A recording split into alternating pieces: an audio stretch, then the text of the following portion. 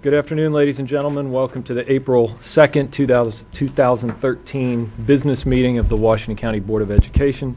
I would like to declare that we have a quorum present and invite to the microphone Emmett Hammond, who is going to lead us in the Pledge of Allegiance and then the moment of silence.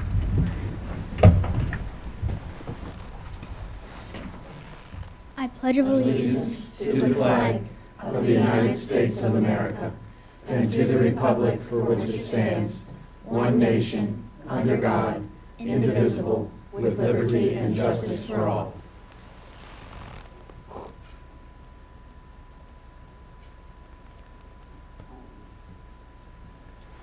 Thank you. Emmett, would you like to introduce yourself, introduce who you brought with you today, and tell us where you go to school?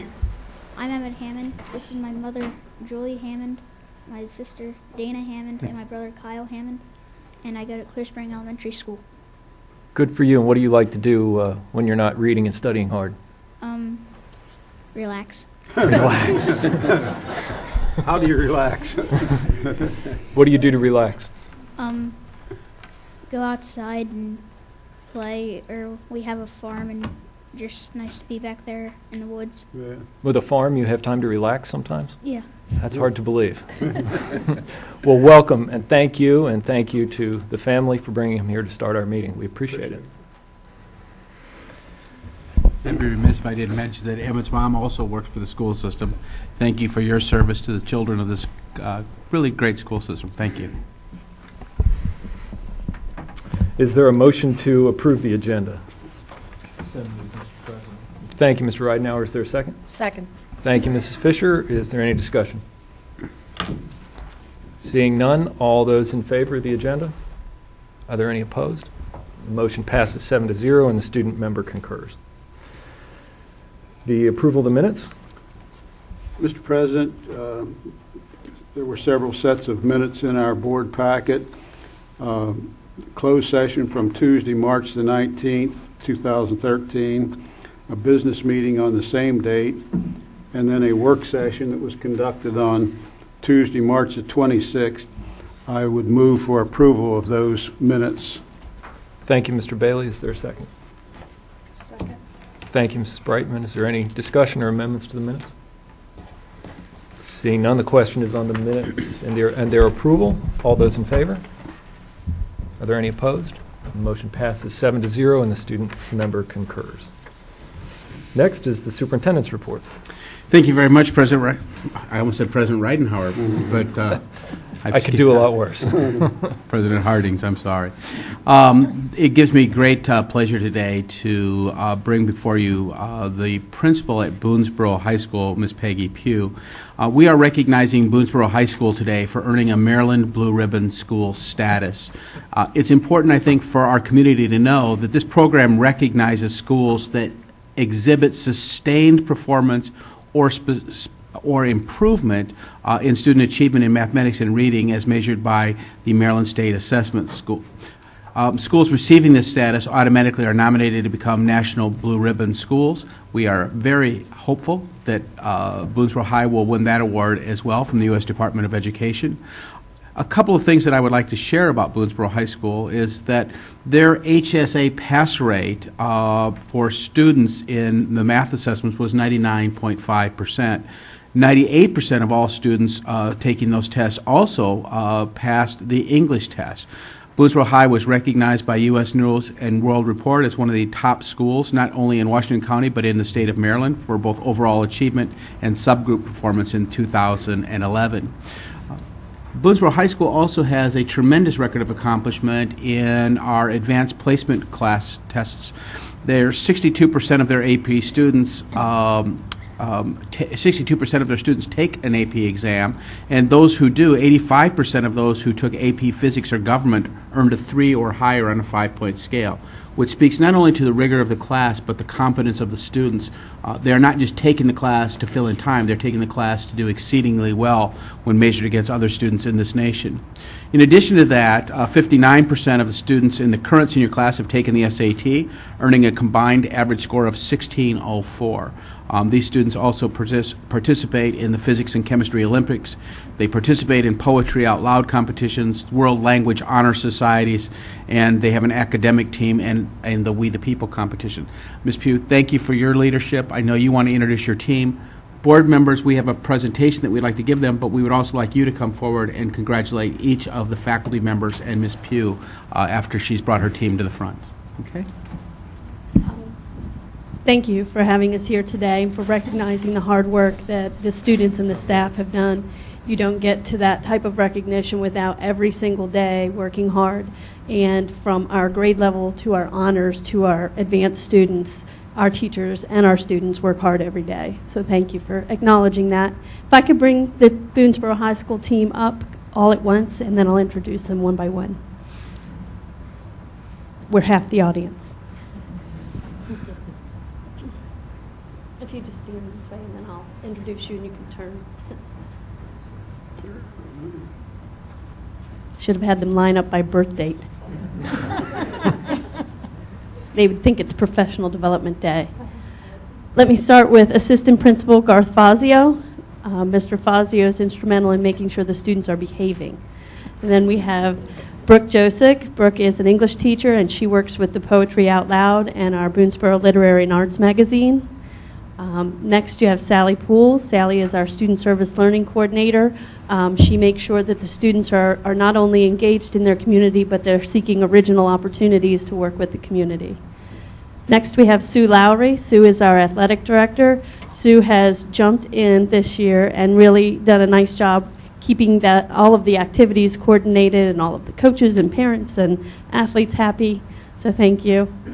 Next, we have Rebecca Seeger. Rebecca is our department leader for science. She is the leader of the department where we have such involvement in our sciences that we need to add a teacher in the science area because we don't have enough. The students continue to take fourth-year sciences. Next, we have Ayako Shiga, who is also a Teacher of the Year nominee. She's going through that process right now. She is our Japanese teacher. She is building a program of Japanese at Boonesboro High School, and her students are very engaged and engaged with their sister school in Japan. Next, we have Carrie Ernst. Carrie is our Social Studies Department leader. She is also instrumental in the AP Government scores. She works with the Honors Government and then also has them again for AP Government. This is the group, and Carrie's responsible for the We the People second year in a row that we've won second at the states. So next year we're first. Next to her you have Jason Arendi. Jason is our lead teacher. He has jumped in this year and has been leading the professional development, which I understand he's doing a good job because our teachers reported feeling very well prepared this morning in their meetings, understanding and knowing what an SLO was. So thank you. Next, we have Amy Taylor. Amy is our guidance counselor. School counseling is a huge part of our day, making sure students are matched in the right coursework and that they are challenged appropriately. And she works hard every single day. They have all of the student requests in already for next year, so we'll be working on that when we get back. And next to Amy, we have Micah Sachs. Micah is our band director. He works with the band all hours of the day and night. If his car's not there, Mr. Bear's car is there. They're both very dedicated in working with the students round the clock, but using marching band, concert band, wind ensemble, jazz band, every type of musical organization you could have, Micah leads. So thank you. And next we have Brian Swisher. Brian is the department leader of our CTE, Career Technology Education Program. And Brian is... he takes students who might be challenging in other situations and makes them shine. He takes students who really thrive on hands-on learning and applies them. He makes sure that they're connected with the business community and that they can leave us and go directly into a career making a good living for themselves and a family. So thank you. And finally, we have Michael Baer. Michael is our drama teacher, sometimes English teacher, probably going to be English teacher and drama teacher, surprising them all today with what they're going to be doing next year. Michael has also taken a program and really lifted it off the ground. Our Drama 2 students put on a production last week that was phenomenal. And in his mind, he saw all the flaws, but the rest of us, we just enjoyed the show, and the students did a really phenomenal job.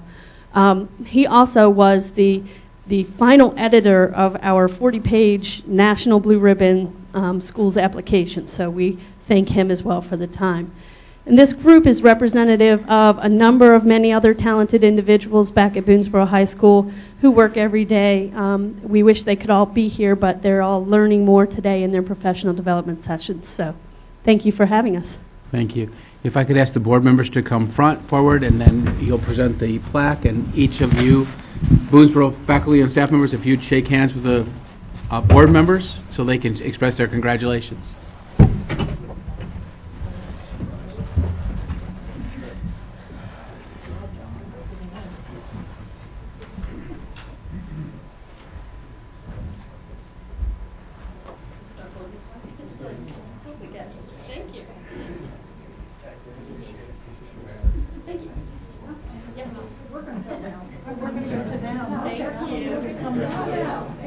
Board members will want to do the work here. We were given directions. Hi, how are you? Thank you. Hi, Jackie. Always good to see you. Hi, Peggy. Hi. Thank you. Thank you. We're very excited. Thank you. Thank you.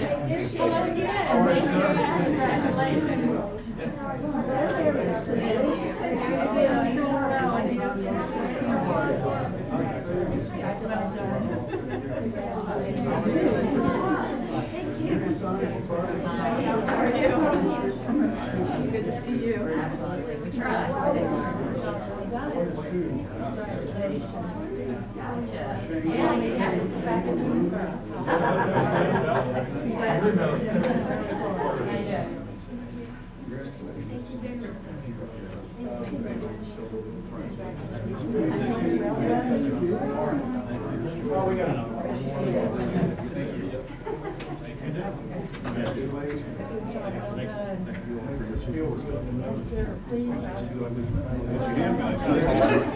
It sure is. Because we're about to make some people really mad.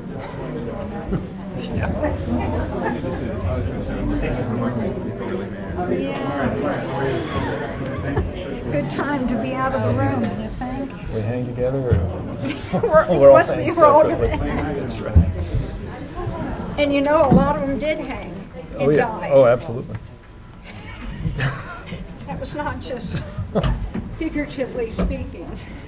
Some died as well. Before the Boonesboro team leaves the room, are there any board members who, I know I had a particularly delightful evening at the Blue Ribbon Awards dinner with the team, and my date's not here, but they set me up with one of the students to, anyway, Mrs. If Brayton. I could just add something to the conversation, the We the People team in 2007 represented the state at nationals. So it's not that we've always been second place. I think we're first place. Absolutely. Anybody else? Well, thank you. We were just saying how nice it is to start the meeting on a high note, because it helps us to focus on why we're all here, which is providing you all the resources to do the great things that you do in the schools every day. And it's great to have you all recognized by the state of Maryland for, I think, what we all know and believe, which is that you all do a great job. So thank you.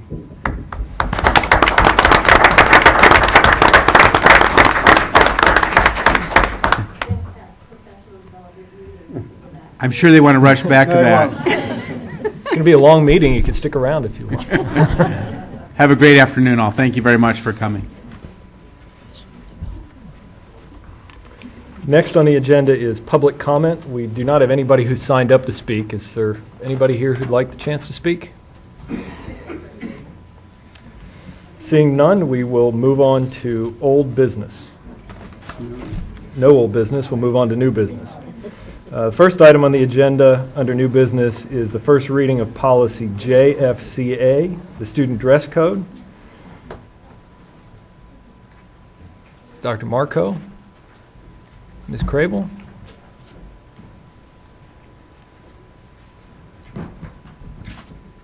Good afternoon, Dr. Hardings, board members, Dr. Wilcox. The dress code for students is set forth in Board of Education policy JFCA. The last time the policy was reviewed was in 2003. The policy committee, in consultation with the student representative, Ms. Crable, has been conducting a review of the policy. The policy committee conducted public work sessions on February 28th and March 12th, 2013. And we're joined by Ms. Crable, who explained the proposed changes that students were offering regarding the dress code. During the meeting conducted on February 28th, Ms. Kidwell, a Williamsport High School student, and Ms. Brewer, a South Hagerstown High School student, attended the meeting to provide information about the dress code.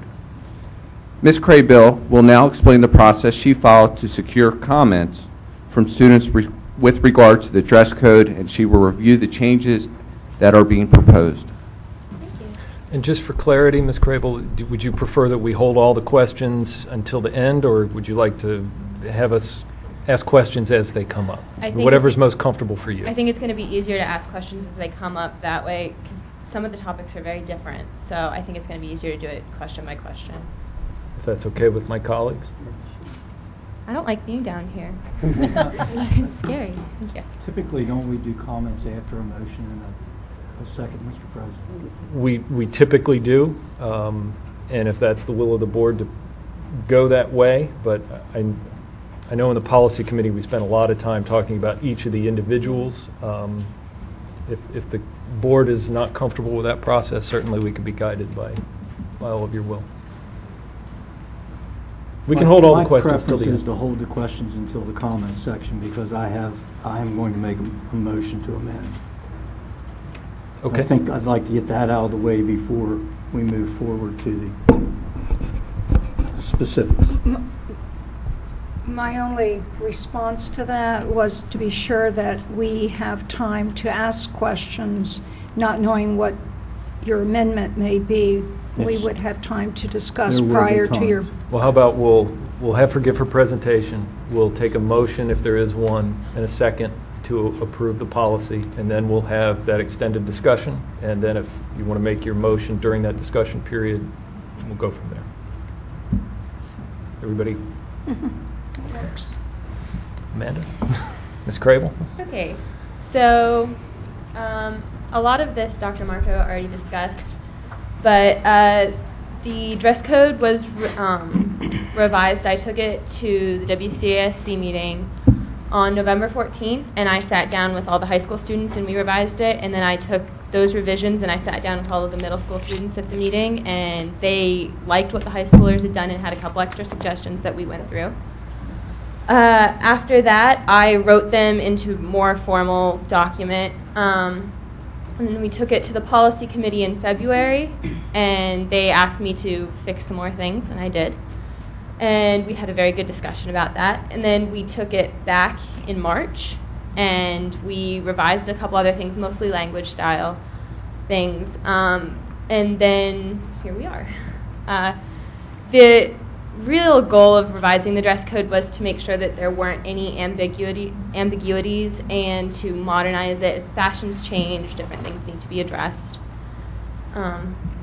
So that's really what we did. This is basically the same presentation that the policy committee saw. It's been changed, obviously, as the dress code changed. So the first change we made that the middle schoolers seemed particularly interested in, actually, was head coverings. They wanted it to be very clear that if a student is recovering from an illness or if they have a sincerely held religious belief, that they can follow those traditions or, follow those traditions. It doesn't say that they can't wear them. It didn't previously, but they wanted it to specifically say that you could, that it was acceptable. I think there's been some students in the county this year who have had illnesses that they no longer have hair, and their friends were very concerned about that.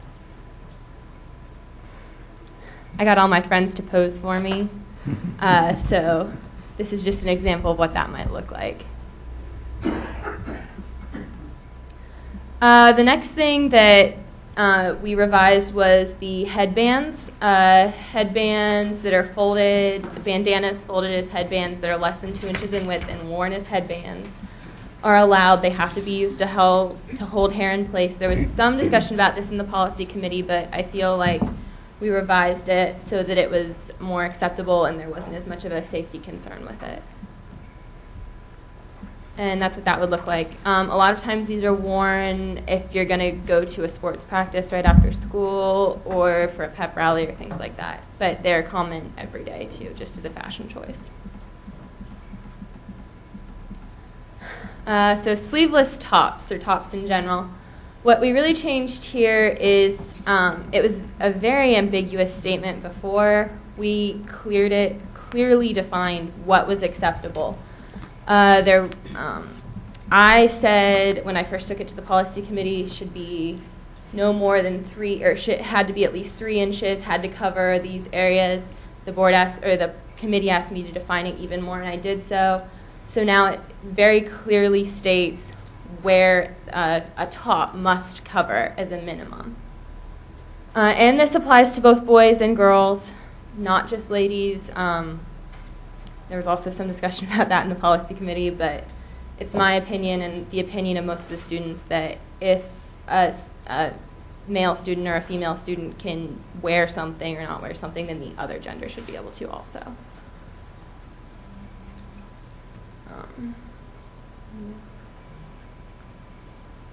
So that's an example of an acceptable top. It's actually about 3 3/4 inches. As you can see, everything is covered. It looks presentable. I've worn things similar to that to board meetings. Skirts and shorts. Skirts have to cover to at least mid-thigh when both sitting and standing. That was already the rule. We defined mid-thigh. It's not up here, but in the policy, mid-thigh is very clearly defined as the distance from the bottom of the hip to the top of the kneecap, exactly halfway in between that. And shorts must cover to at least mid-thigh when standing, and of course everything has to cover all undergarments. The entire Washington County Association of Student Councils agreed that they did not want to see any undergarments at all.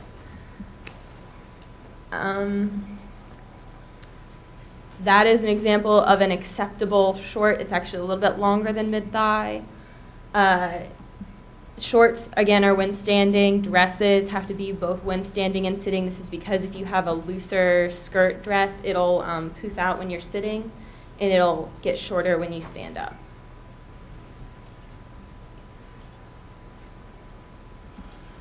Okay, yoga pants.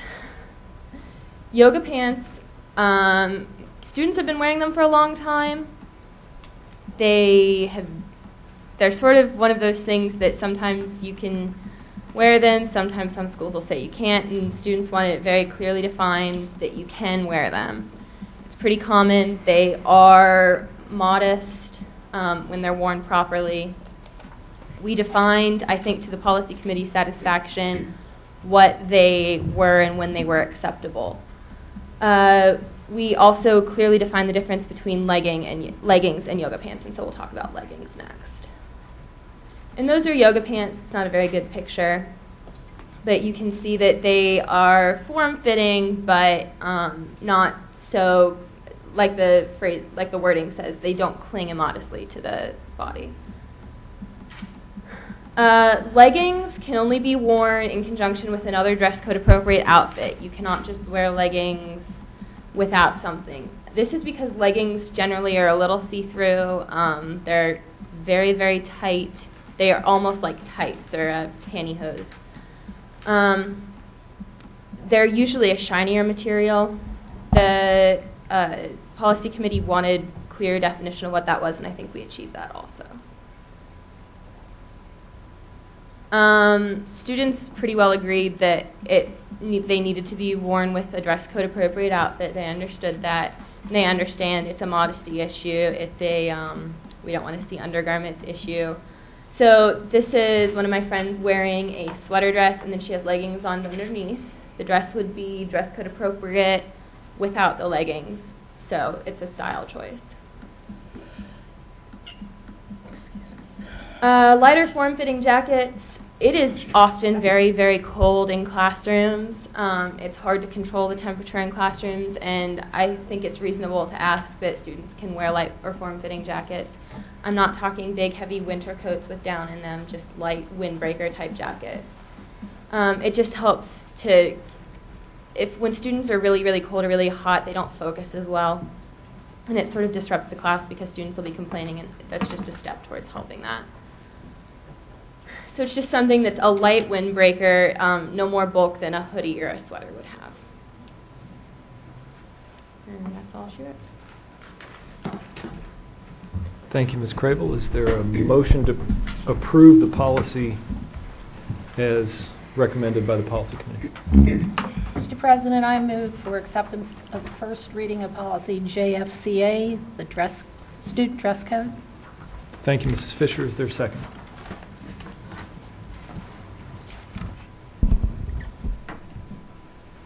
Second. Thank you, Mrs. Brightman. Any discussion or conversation? Mr. Rydell? Excuse me, Mr. President, I'd like to make a motion to amend the policy JFCA in this manner. If we go down through the first two paragraphs where it says down to continue to keep, down to where it says can take place, where it becomes dress code, I'd like to strike all of that and insert the superintendent and or his or her designee in consultation with student representatives shall develop regulations to promote the spirit of this policy. Thank you, Mr. Ridenhour. Is there a second? Second. Thank you, Mr. Bailey. Discussion on the amendment? Mr. Yes. Ridenhour, you have the right to speak Thank first. you very much. I have no problems with what has been presented today. I have no problems with the efforts and applaud the efforts of our student representative and those individuals in the policy committee that were involved in this. There's several things that bother me. If we take a look at the last time we amended this agenda, it was 2003, 10 years ago.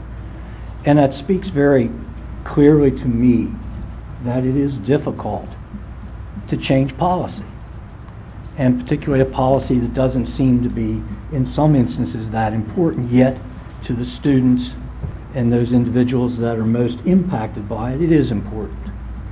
I think by putting all of the, for example, head coverings and everything else that is involved in there, Amanda, it is very prescriptive. It does not take into consideration fashion trends, which change, to me, it seems like almost daily. It is much more difficult to change a policy than it is to change a regulation. A regulation can be altered in a very short period of time. And finally, I really do not want our teachers to be the fashion police. And, you know, it fascinated me to see, to be very truthful with you, the ruler measuring the strap size, because I remember, and I'm sure some of my colleagues remember, some teachers walking around with a ruler measuring skirt length. And I do not want our teachers to have to mess with that. I think it's demeaning to the student, and I think it's not something a teacher or an administrator or anyone should have to deal with. I believe that the superintendent and the student representatives can come up with, if they're all there and they put them in a regulation, so be it. But I think that allows then in the future, 1 year out, 6 months out, 2 years, 5, whatever the case might be, those regulations to be altered if necessary. So that is my rationale and my reasoning behind it. I told you personally and earlier, I am very proud of the efforts that you have shown in getting this moving again. I just would like to see it a little less prescriptive and a little more flexible. Thank you. Thank you, Mr. Ridenhour. Other comments on the amendment? Ms. Brighton? Just, I guess, a couple points of clarification, Mr. Ridenhour. When you said regulations are easier to change than policy, if I understand regulations, they are actually an operational interpretation of policy, and the superintendent and staff would be making those changes or modifications as they might arise. So you're feeling that this is more of a operational than a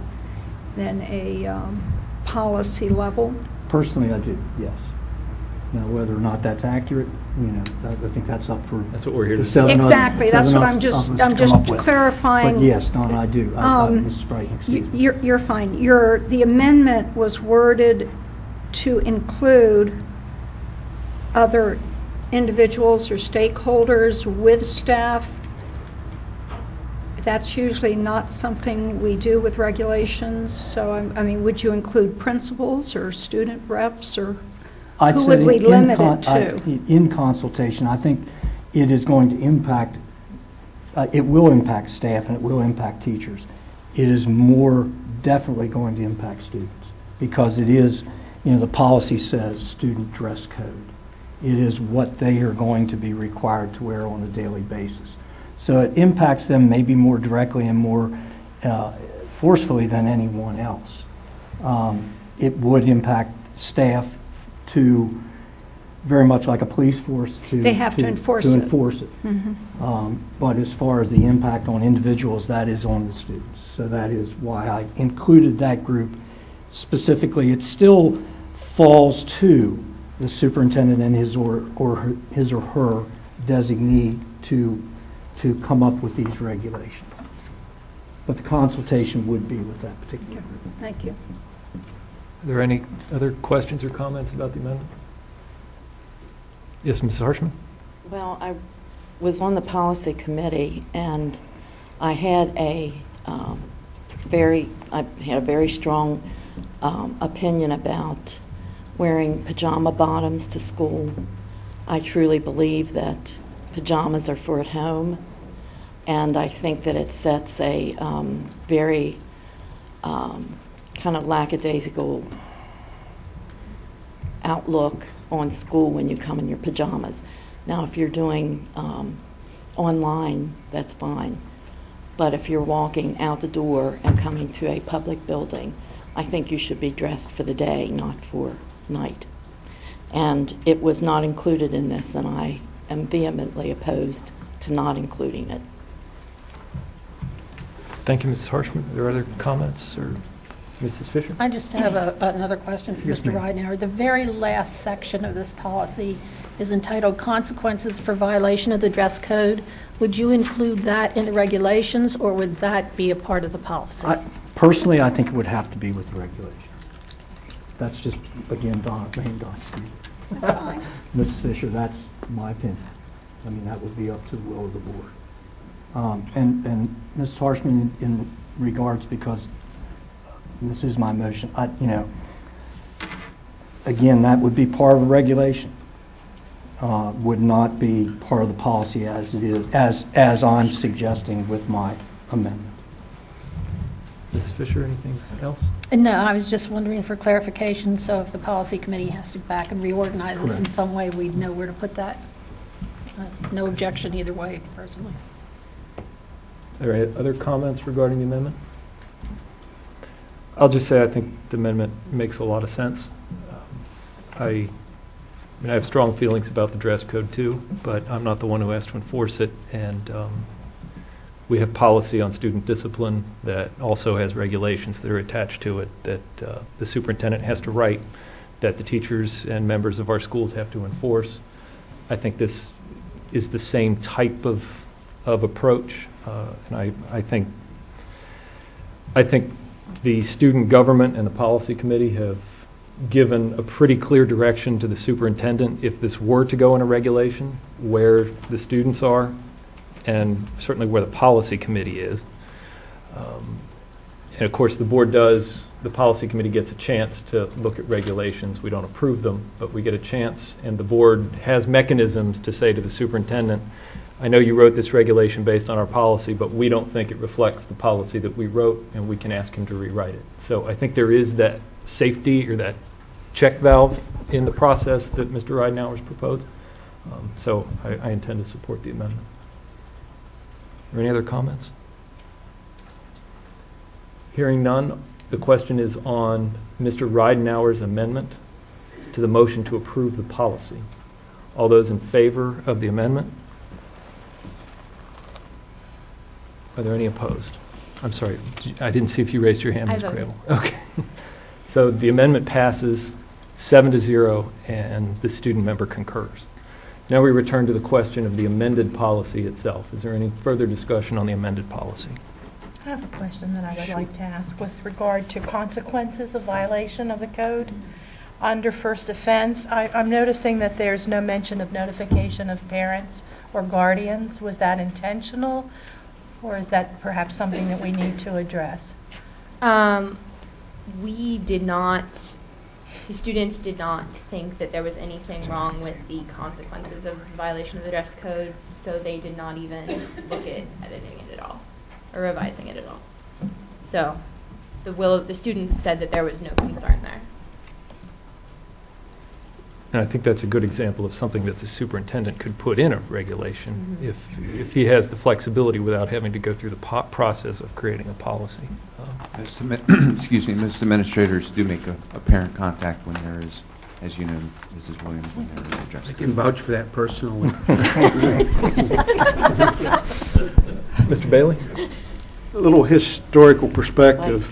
In 1966, I was the assistant principal at Boonesboro High School, and I was given a yardstick every Monday morning and told to meet every bus that came in and measure the length of the skirts that the girls were wearing. And I'm sure that the word rapidly spread, challenge Bailey on Monday morning. So I would get challenged because I would reject some, and then I spent the rest of my week as a school administrator holding court, defending or trying to deal with a policy at that time which was unwritten. So I applaud the fact that we're getting something in writing. A question or two for Amanda. Young men and young women in high school wearing hoodies. Yes. Coming in, do they wear the hood up? Some do. That falls under the hat policy that teachers will say, you know, it's same thing as a kid wearing a hat that teachers will say, take your hood down, take your hat off. But they have to tell them to take it, Yes. to put it down. Yeah. I could only tolerate that so long. I will sit in my teachers' classrooms right before class starts, and I will hear them standing in the hallways looking at kids, and I'll hear every, 2 minutes or so, take your hat off. Please take your hat off. Hey, I said take your hat off. So, I don't know. I thank you for the work that you've done, the committee, the council, your group of young people. I think this is a good step. Thank you. Mrs. Brighton? Really a process question, and then maybe some words of wisdom or direction toward the superintendent and regulations or possible regulations. In your PowerPoint, you mentioned that the dress code was revised by approximately 65 students. We have about 11,600 secondary students. Do you feel that that sampling was representative of the diversity throughout this county at all middle schools, at high schools? And I'm looking at a process here and curious what effort was made to be sure you were representing fairly without bias. I could get you the spread of schools, of what schools were represented there. I don't have it with me. But there were almost every high school in handful of middle schools there. I felt that they represented a pretty diverse population. Of course, all of these students are in student government, which usually means they're pretty well-behaved students. But there were students from every background, from every school, from every part of our county. And I feel like they were a pretty diverse group of students who were revising it, and they were doing so with respect to the fact that adults are going to have to enforce this, that they can't be unreasonable. I felt that it was a diverse group, that it pretty well represented everyone. Good, thank you. And then just to comment on the language, symbols, and messages, I tend to get argumentative in that section, which I know is a surprise to my colleagues, but when I look at that, I think of a passive expression of viewpoint, and how far can staff or the board go in not allowing certain messages, passive messages on clothing. And I think of a black armband that students might wear to protest the use of drones. And I'm just picking an issue out that in my day it was protesting Vietnam. So our campaign buttons, again, that passive expression of viewpoint, and this board member would want to show some concern about not infringing on a student's right to that viewpoint. There is, if I might, there is case law. I mean, there's There a is. Supreme Court TLO versus New Jersey that really addresses that pretty specifically. And I think, we've got to be careful that in what we support, we end up opposing case law. Well, We've got to again, be they were really talking careful. about disruption It and is, whether you can exactly. predict, and how far we go on predicting disruption, and whether our personal, often adult biases enter into that. So I probably lean a little bit to one direction on that, but I would like that to be taken into consideration. I might say, Ms. Brightman, that students wear political messages, and as long as they don't have profanity or nudity in them, nobody will. I've never seen anybody say anything about it. So I don't think right now it's a concern. I understand what you're saying, and I appreciate that you're saying it, but I don't think that the administration, I've never seen an administrator or a teacher say anything about it. Mrs. Harshman? I just had a comment, and that was during the policy meeting. I believe we spoke with the 3 young ladies who presented their information, and at the time I said if everyone in the school system dressed as appropriately as those 3, we wouldn't be here looking at this time. So thank you for being leaders and for trying to set the example, but unfortunately we have those who don't follow it. Thank you. Are there any other comments? Seeing none, the question is on the approval of the first reading of policy JFCA as amended. All those in favor? Are there any opposed? The motion passes 5-1, and the student member concurs with the majority. Thank you, Ms. Thank Crable. you. Thank you, Dr. Marco. Next on the agenda is the Food and Nutrition Services budget for FY 2014. Mr. Proul?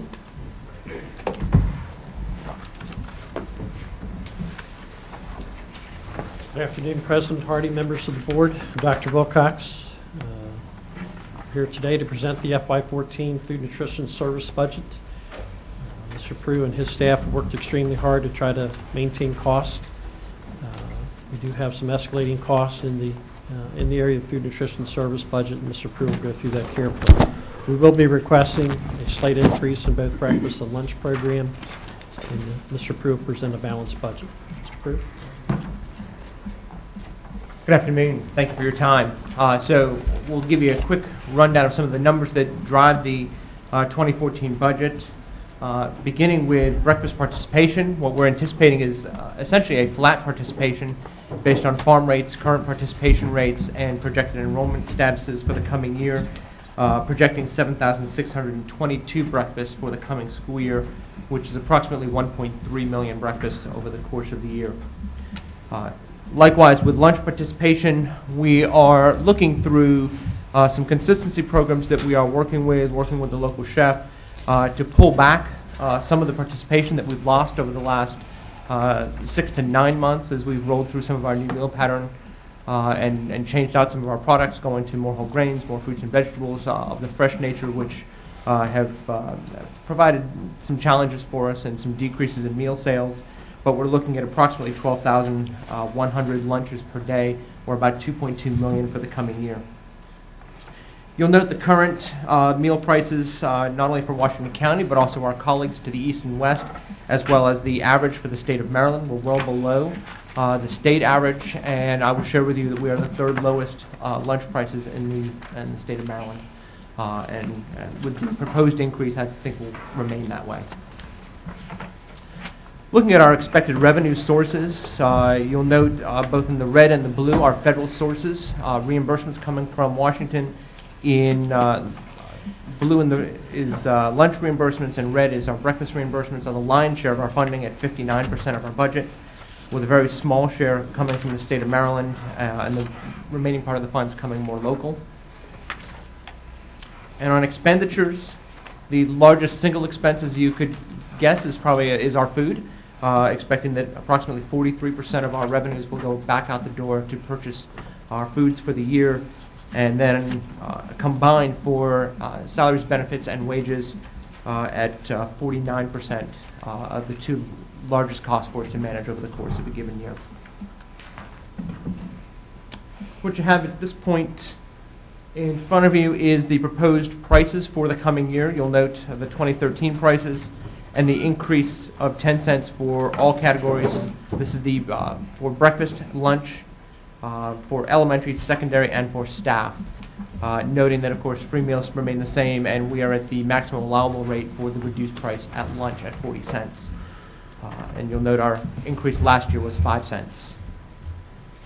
In total, we're projecting a balanced budget of $10,725,000 and $725,500 for the coming fiscal year. At this time, we request your consideration of the proposed budget for food services for FY14. Thank you, Mr. Michael, and thank you, Mr. Proulx. Is there a motion to approve the Food and Nutrition Services FY14 budget? So moved, Mr. President. Thank you, Mr. Ridenhour. Is there a second? I second. Thank you, Mr. Bailey. Any discussion? Ms. Breton? Sure. Just a brief question. Looking at the 59% of the expected revenue, which is the federal portion of the lunch payment program and the breakfast payment, do we see any potential for that being impacted by sequestration or any other funding shift? Not at this time. Congress was deliberate in exempting the school nutrition programs from sequestration. When our National Association was in Washington beginning of last month, we made a point of thanking Congress for that, but also reminding them that we are a grant and aid program and they should keep it out of sequestration. Good. Thank you. Other questions? Mrs. I had Williams? a question. Sure. Looking at the pie chart at the bottom of page 3, I'm just curious to know what if you could give me some examples of what kinds of things might fall under that other that's showing as 3%. Sure. In other, we look at technology training programs. For instance, we work with a specific firm out of Delaware that works with our chemical programs, enforces and kind of provides additional feedback and training for our staff on ServSafe, which is the food safety training, HACCP, which is also another food safety program required to us by federal law to mandate to make sure that we're following through with safe handling practices to keep our food safe. Promotional materials that we may use, as well as storage of commodities and procured commercial items that we store and transport through a local warehouse. Okay, thank you. You're welcome. Mrs. Fisher? In looking at the food nutrition budget of 11-12 and 12-13, I noticed that there was a loss in each of those years. How's that loss covered? Food and Nutrition Services has a positive fund balance, so it draws from the fund balance. It's probably worth noting that the FY 2011, so the year prior that's not actually on this chart, was a positive year for us, and we procured additional equipment using those reserves to reinforce our program. Food and Nutrition Services is a cash-based accounting program, so although we waited to the end of the year to make those purchases, some of them actually hit the 11-12 year, which is the result of some of the cause for the negative balance during that fiscal year. Thanks for that explanation. Mr. Bailey? Mr. Prue, other than the local newspaper running this information, how do we notify parents that there will be an increase in their child's lunch next year?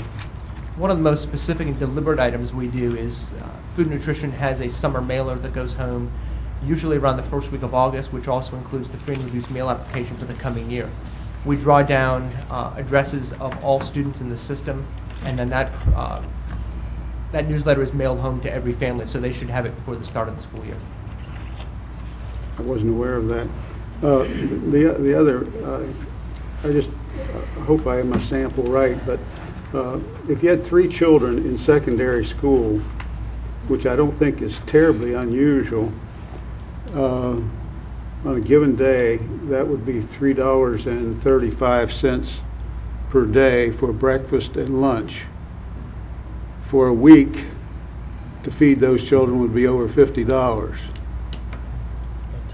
That's correct. It's approximately $10.05 per person per day if I did my math quick. That's the math that I did.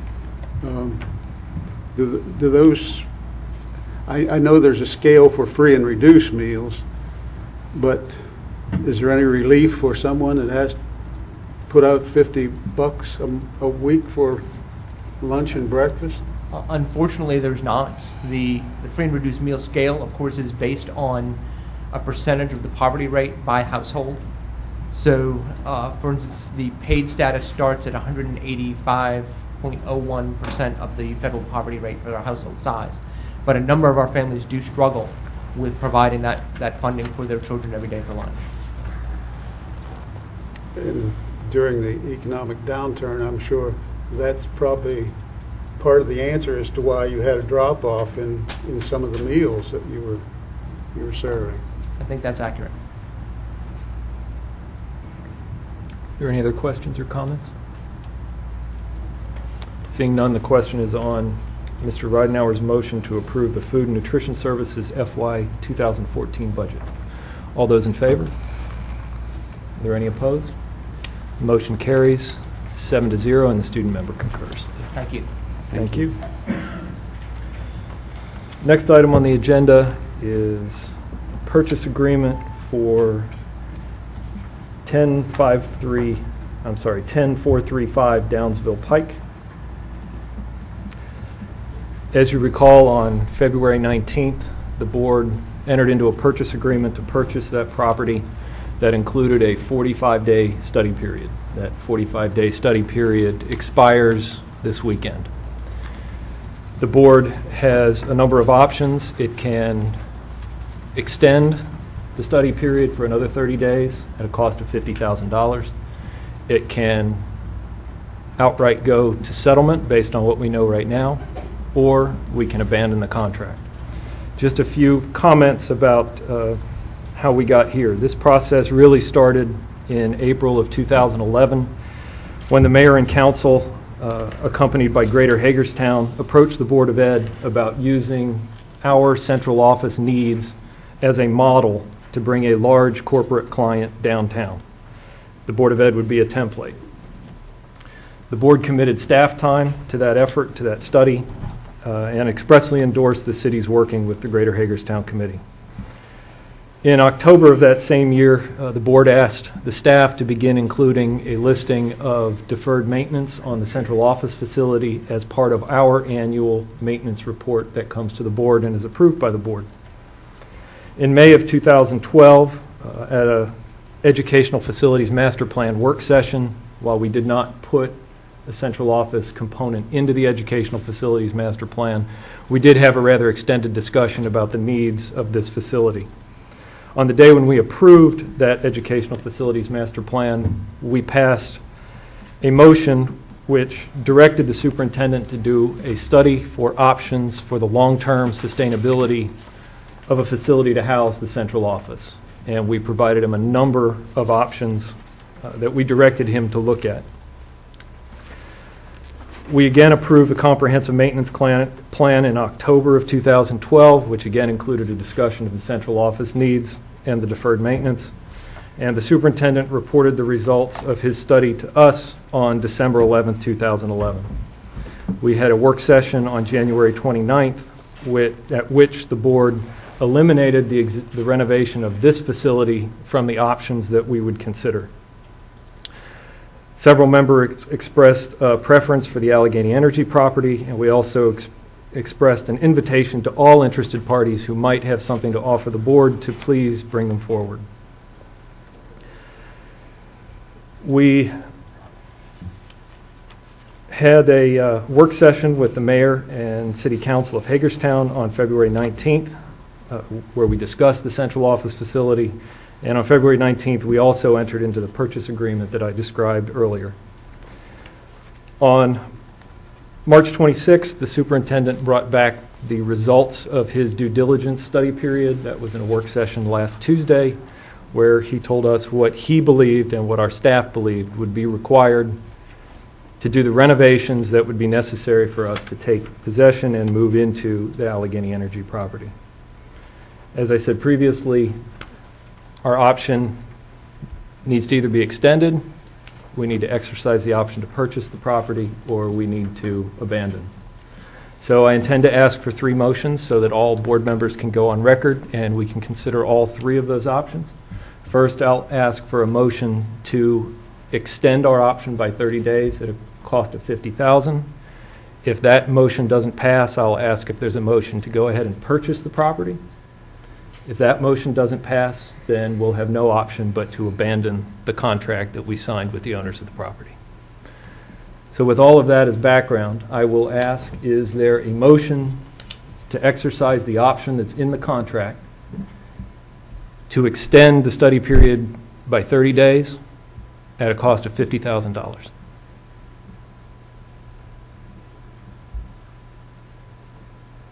Is there a motion? Seeing none, we'll move on. Is there a motion to execute the purchase agreement and go to settlement with the sellers of the property?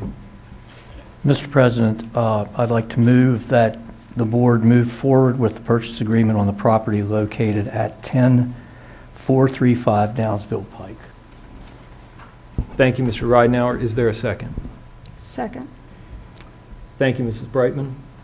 Is there any discussion? Mr. Ridenauer? As I made the motion, I'd like to put a few things on record because there is a lot of conversation regarding this decision. I think one of the first things that everyone who is paying close attention to this must understand that our source of funds, although we will be the ones taking on this responsibility for payment of this particular contract and any renovations that would come forward in the future, our source of funds is like the source of the county, the city, and the Board of Education. They are tax dollars. They all basically come from the same place. So when we talk about how much something's going to cost and who's going to pay for what, you know, you're kind of waving the same dollars in 2 different hands. The money comes ultimately from the taxpayers of Washington County. I think if you take everything out of the Allegheny building, the size, the land, renovation, and you take into consideration and compare that. If you take the Allegheny and compare that to other areas, building the building, there might be similar cost, but as to renovating, similar, although I think it's still going to be a little bit less. But you're still talking about the city having to do site preparation, having to have land acquisition, having to build a parking deck, And when we look at that, we're looking at a price tag that ultimately is anywhere from $6 to $10 to $12 million more. Take that into consideration. If we buy the Allegheny building as it sits right now, we're looking at approximately $38.46 per square foot for 143,000 square feet. The cost as completed, renovated, the estimated cost is $12.5 million. That equals $87 a square foot, excuse me. The downtown building, if we use a figure of $140 per square foot for 75,000 square feet, which is, 30 plus thousand, or excuse me, 60,000 square foot smaller, you're looking at approximately $140 per square foot. So there is a significant difference there.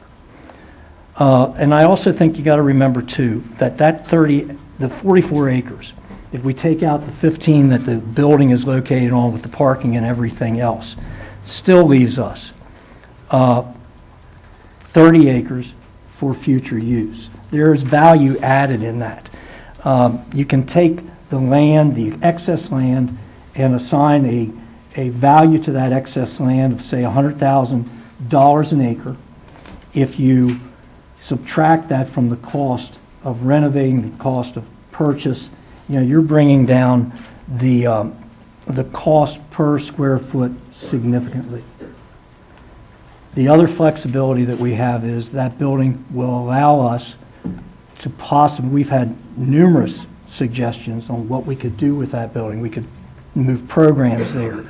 We could close 701 Frederick Street. We could close and stop leasing space for storage on Frederick Street. We could close the Job Development Center. All those are value items that can be applied to the cost of that particular building. So to me, that flexibility is huge. And that is why it has always been so intriguing to me. Further, I want to make it clear, and I think this is one of the things that has been argued in the public, and it was mentioned this morning by Commissioner Callahan. The cost of taking $60,000 a year of tax money out of the coffers of the county by taking Allegheny Building off of the tax rolls. True, that is a very true statement, but $6 million more in cost divided by $60,000 a year, it would take 100 years. I think it's important to note 100 years to recoup $6 million. So it doesn't, that argument doesn't hold a lot of water when you put it in that perspective. Further, I really believe, and I'm only speaking personally, I cannot speak for any of my colleagues, but I personally believe that just as the city might think that the Board of Education being downtown could be a seed for growth and redevelopment there, I also think that a functioning Downsville property with the Board of Education in that building, operating in that building, being a consistent tenant in that building, can be seed for development along that corridor, which is still an attractive corridor with an interstate interchange right there. I think it is in the best interest of the board. I think it is the most cost-effective thing we can do. I think it provides us with the most flexibility, and I give my wholehearted support to this particular effort. Thank you. Thank you, Mr. Ridenhour. Are there other comments or questions? Mrs. Fisher? In further support of this particular action, I think we also have to consider students. That is our bottom line. That's what by law we are charged with, is maintaining our buildings and doing what is in the best interest of students. And we have discussed a number of alternatives, again, of what can be done with the extra space at this building, ranging from such things as moving the printing shop, which is 3,000 square feet at Tech High, into this building, freeing up that much more space for additional students to take courses at Tech High. And we do have students that are turned away every year because we do not have room for them there right now. It would allow for us to bring some sort of special programs from our other schools. It's been talked about perhaps moving the academies from North and South High to this building, which would free up space in those high schools. And obviously our high schools are becoming very overcrowded as well. That could possibly put off the purchase or the building of a new high school, which has been discussed, I think is somewhere in our capital improvement budget now for around 2018 or 2020. It just lends so many other possibilities. There's obviously the possibility of building a new elementary school or middle school on that 30-acre piece of land, if that happens to become an appropriate place to put such a school. So I think considering our students, not just the costs associated with it, this has to be our choice, in my opinion. Thank you, Mrs. Fisher. Are there other comments from board members? Mrs. Brightman? You know, it's interesting, and I'll speak a little bit to the earlier motion that failed to receive a motion on the extension. For years, I think we've all heard, and I certainly have, that the elected boards in this county can never make a decision. We can never pull a trigger. We talk things to death. And yet this board, starting, as Dr. Harding said, in April of 2011, that's 2 years ago, or almost 2 years ago, we started the process. We were very open. We were very inclusive. We did our due diligence. And to me, it's time to make the decision. And that's why I, for one, did not move to extend as one of the options. The other thing that I think has evolved over those 2 years is the feedback I've received as a public official. When this first got out on the street, everyone was saying, downtown, why not? Why wouldn't you go downtown? And then as information started coming out, as the numbers became very clear, the benefits, as two of my colleagues have already made mention of, the feedback changed from the very same people. They would recontact me and say, why not Allegheny? So again, I think we've given plenty of time for the community and plenty of information for the community as well as this board to make an informed decision. One other brief is we do have a fund balance which policy is written to be used only for non-recurring expenses, one-time expenses. With the expense of what we think Allegheny would cost, we could pay for that. We won't have to go into our operating capital.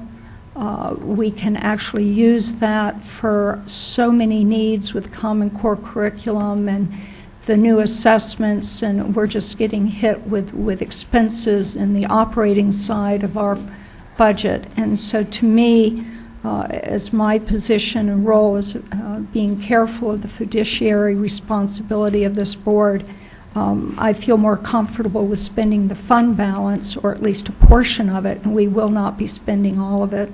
By the way, there will be a cushion left. As far as partnering with downtown, the concept, if the central office doesn't go downtown, that somehow we don't care. And I will tell you, and I usually say that I don't speak for my colleagues, but I believe I do when I say there's not one person up here who doesn't care about downtown Hagerstown. There's not a person up here that doesn't care about downtown Williamsport or downtown Boonesboro or Hancock. We have school families in all of those communities, and we care very deeply. Hagerstown does have a specific challenge, as we all know and are aware of. If you look on state stats, of the 15 indicators for communities at risk, the zip code 21740 fails 13 of those 15 risk assessments. 79% of the residential buildings downtown are subsidized. 79% are subsidized. 60% of the commercial buildings downtown are nonprofit. They're tax exempt. 60% of their tax base is exempt. So again, when we talk about going forward from today, I think it's important that we make it very clear to everyone that we care deeply about Hagerstown and we stand ready to partner with Hagerstown. And I'll just mention two brief ideas. As we voted, a few months ago to close Winter Street.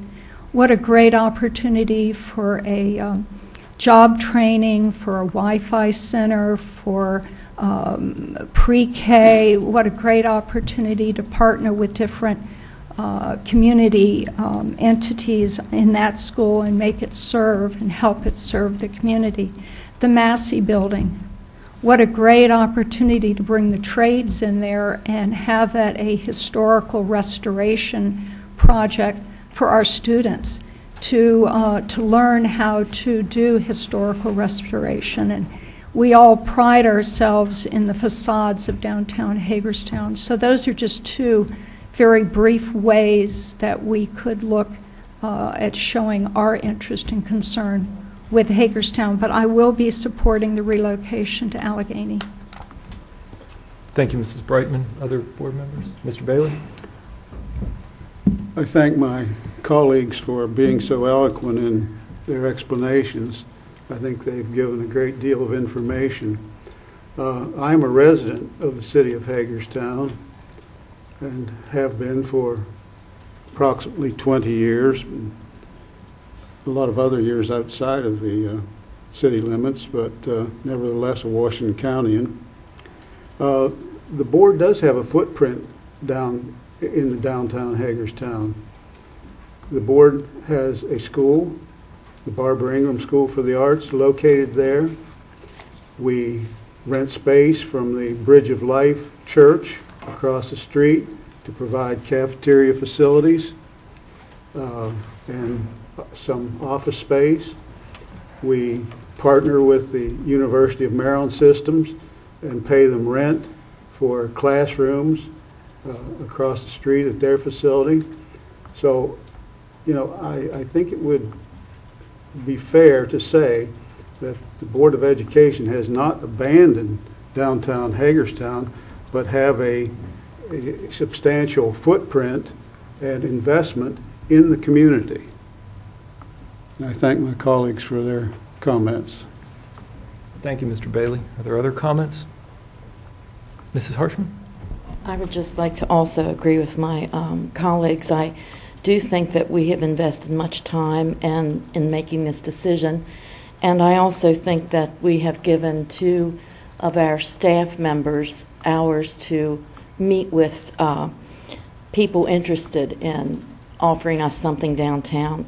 And to date, I have not really seen anything that compares with Allegheny as far as what would benefit us as a business.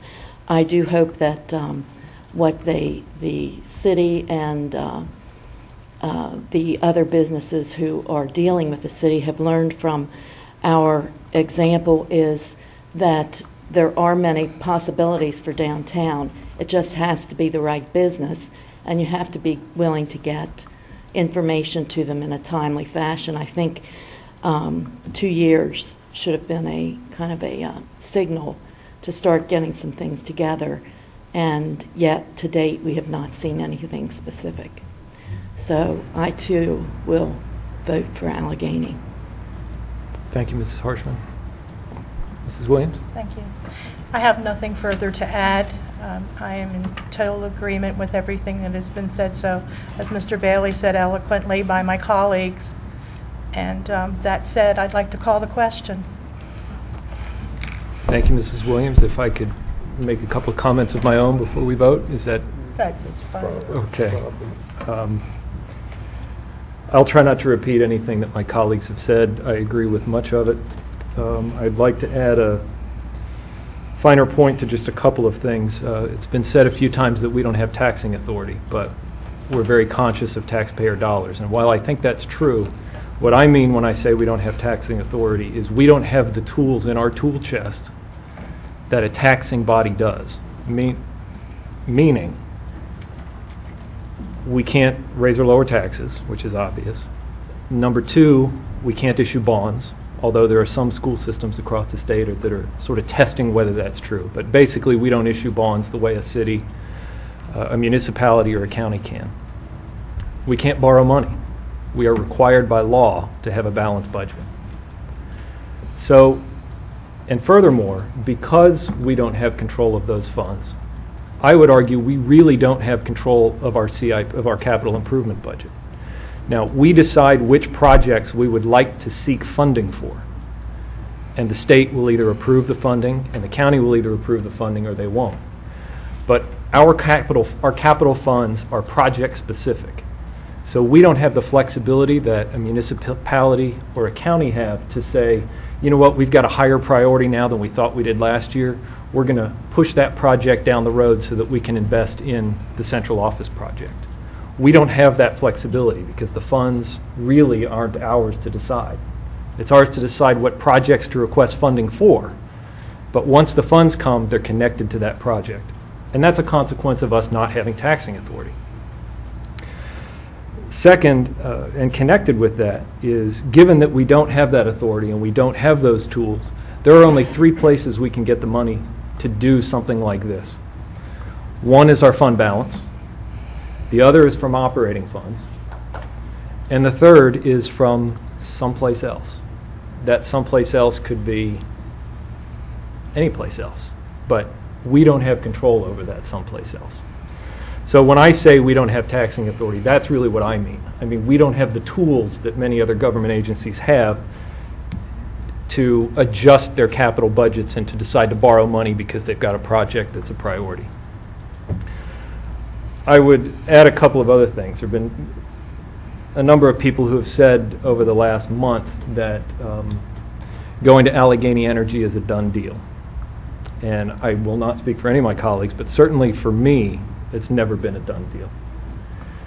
As I think I said last week, I've heard comments about the Allegheny Energy property that say that the renovation costs are somewhere between $2 million and $15 million. Well, if they were $2 million, then I think one way about this project. If they were $15 million, then I would think a different way about the project. So I couldn't know how to evaluate the Allegheny Energy property and how it would compare to other opportunities until we heard our report last week. That didn't mean for me it was a done deal last week either, because that simply let everybody know about where we were. Now, there's some have said that we're underestimating the price of the renovations at Downsville Pike, and I understand that. But I will tell you that I trust the work that the superintendent has done on this. He's our one employee, and if I didn't trust him to bring us the information that we need to make good decisions, then we've got bigger problems than just needing a central office. And I'll say I trust him, and more explicitly, I trust his team, many of whom are in the room, Mr. Michael, Mr. Rollins, Mr. Mills, and others in the facilities department. I also trust Julian Etches, who I also want to recognize, who is in the room, who has been our real estate consultant on this process from the beginning, who has provided us invaluable advice in doing our due diligence and looking at these numbers and all the negotiations that we have to do. And I just want to thank you, Julian, while you're here. You've put in an incredible amount of work, and I think you've served us well. The last thing I want to say is last week I talked about this being a 50-year decision, and I believe that it is. I think it is a mark of something great that we as a board can do for future boards, that they won't be saddled with trying to find a solution to this problem. And to pick up on Mrs. Brightman's comments, I think we've been deliberative, thoughtful, and open over the last 2 years as we've done it. And we couldn't do that or couldn't get to this point without 7 board members who were willing to go through that process, knowing the risks involved, and to change the conversation in this community from should we do something about the central office to what are we going to do about the central office.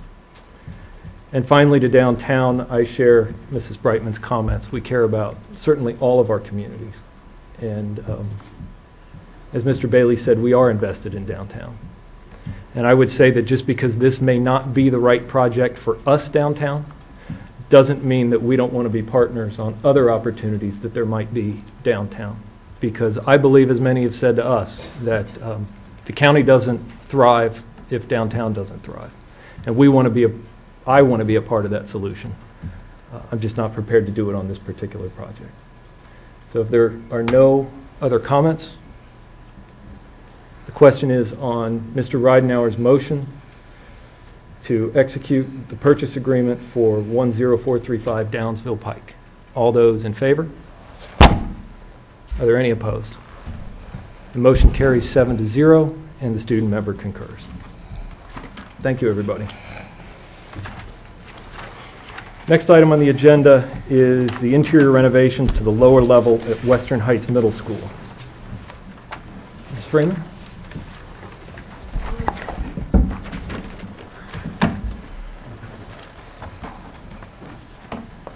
Good afternoon, Dr. Hardings, Dr. Wilcox, and members of the board. We have one bid on your agenda this afternoon. It's bid 2013-24 for making renovations to the lower level of Western Heights Middle School. We received bids in the purchasing office on March 27th. We were pleased with the bid participation we received and are recommending that the board accept the lowest responsive and responsible bidder to perform this work. There's renovation needed in that lower floor of Western Heights Middle School now that Antietam Academy has moved into its new facility.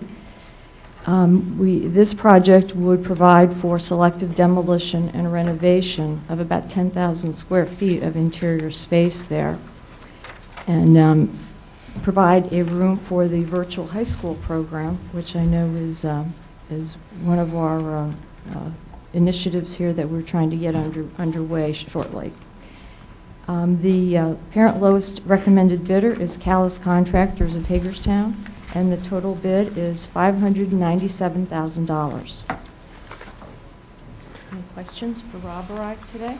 Thank you, Mrs. Freeman. Is there a motion to approve bid number 2013-24?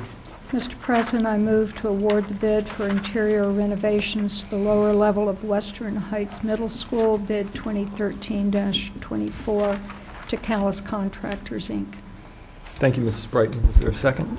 Second, Mr. President. Thank you, Mr. Ridenour. Any discussion?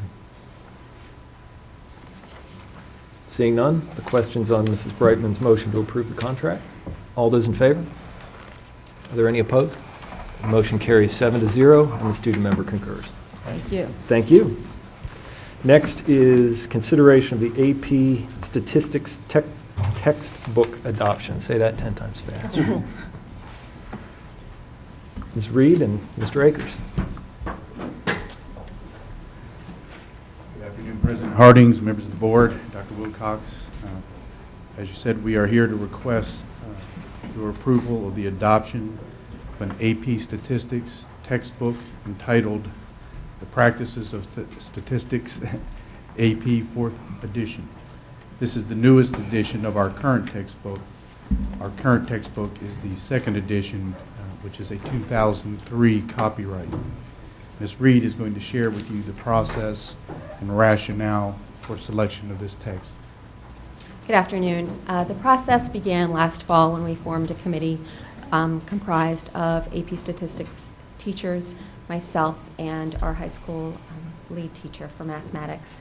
We wanted to evaluate the texts that were available and determine if there was a textbook that met our needs for AP Statistics, and in particular addressed the standards for mathematical practice that should be elicited in every math classroom based on the Common Core state standards.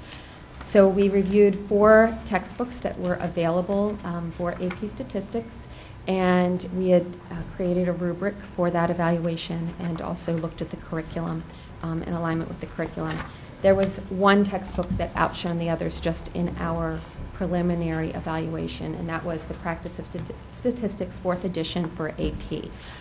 We determined after our evaluation to move forward with piloting that textbook in 2 of our AP statistics classrooms, and so we have 2 teachers who are currently using the text.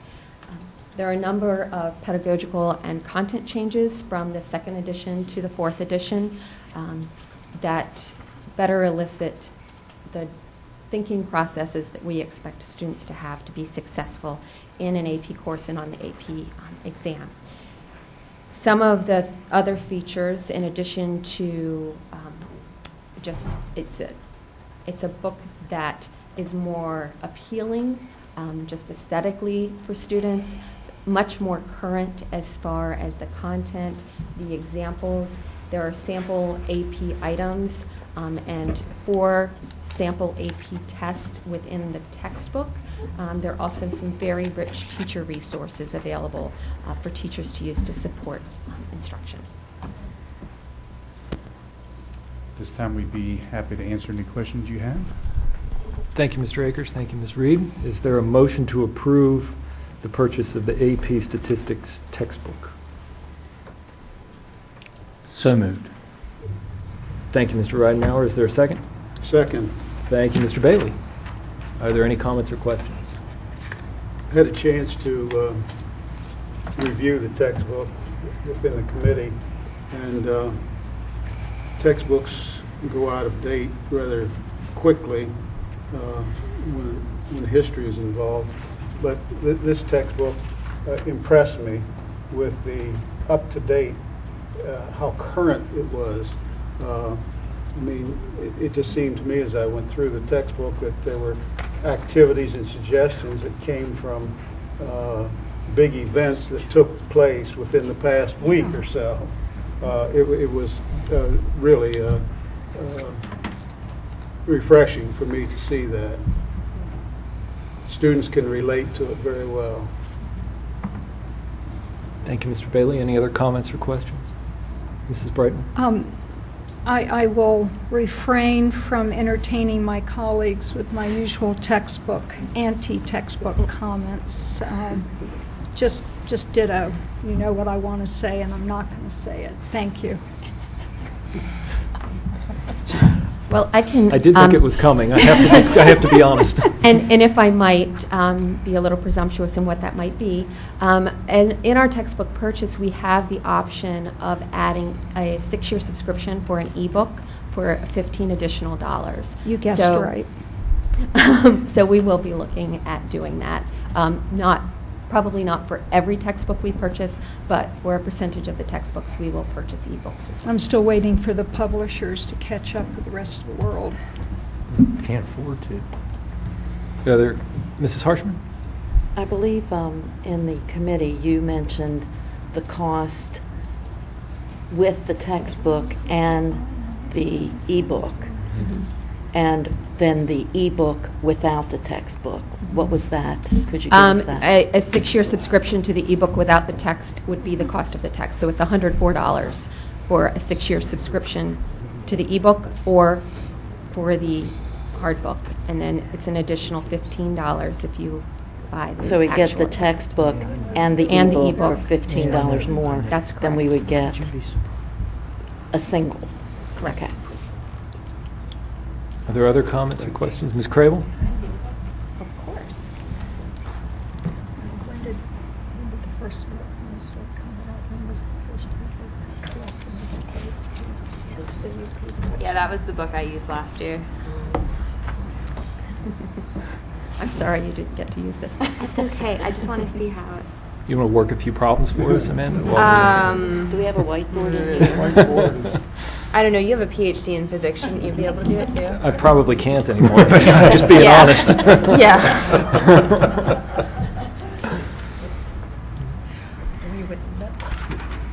I'm ready to give up 3 cheers, though, for a stats book that's aesthetically pleasing. Yeah. You should take a look at it. All things are relative. Are there other comments or questions? Mrs. Are we Harshman? including the e-book in this, or is this just the textbook? What the cost here for this? The $20,000 is just the textbook. Just the textbook. And that's based on our current enrollment in AP Statistics. We would use their materials accounts for the purchase of the e-books. It would be more what we would typically, the funds we would typically use for instructional materials. How many of those would we need? Are the same number of students, or can you use one like per school? Well, we can't use one per school because every student who would use an ebook would need that subscription. Okay. Okay.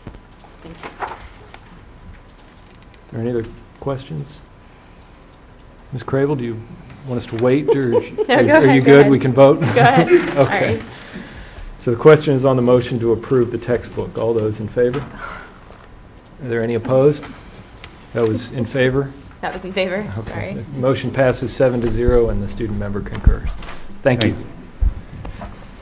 Next on the agenda is consideration of Maryland Association of Boards of Education, Board of Directors, and Officer nominations. As I distributed to my colleagues, I received correspondence from the Maryland Association of Boards of Education, of which we're a member, seeking nominations for members of their Board of Directors, as well as any nominations for officers in that organization.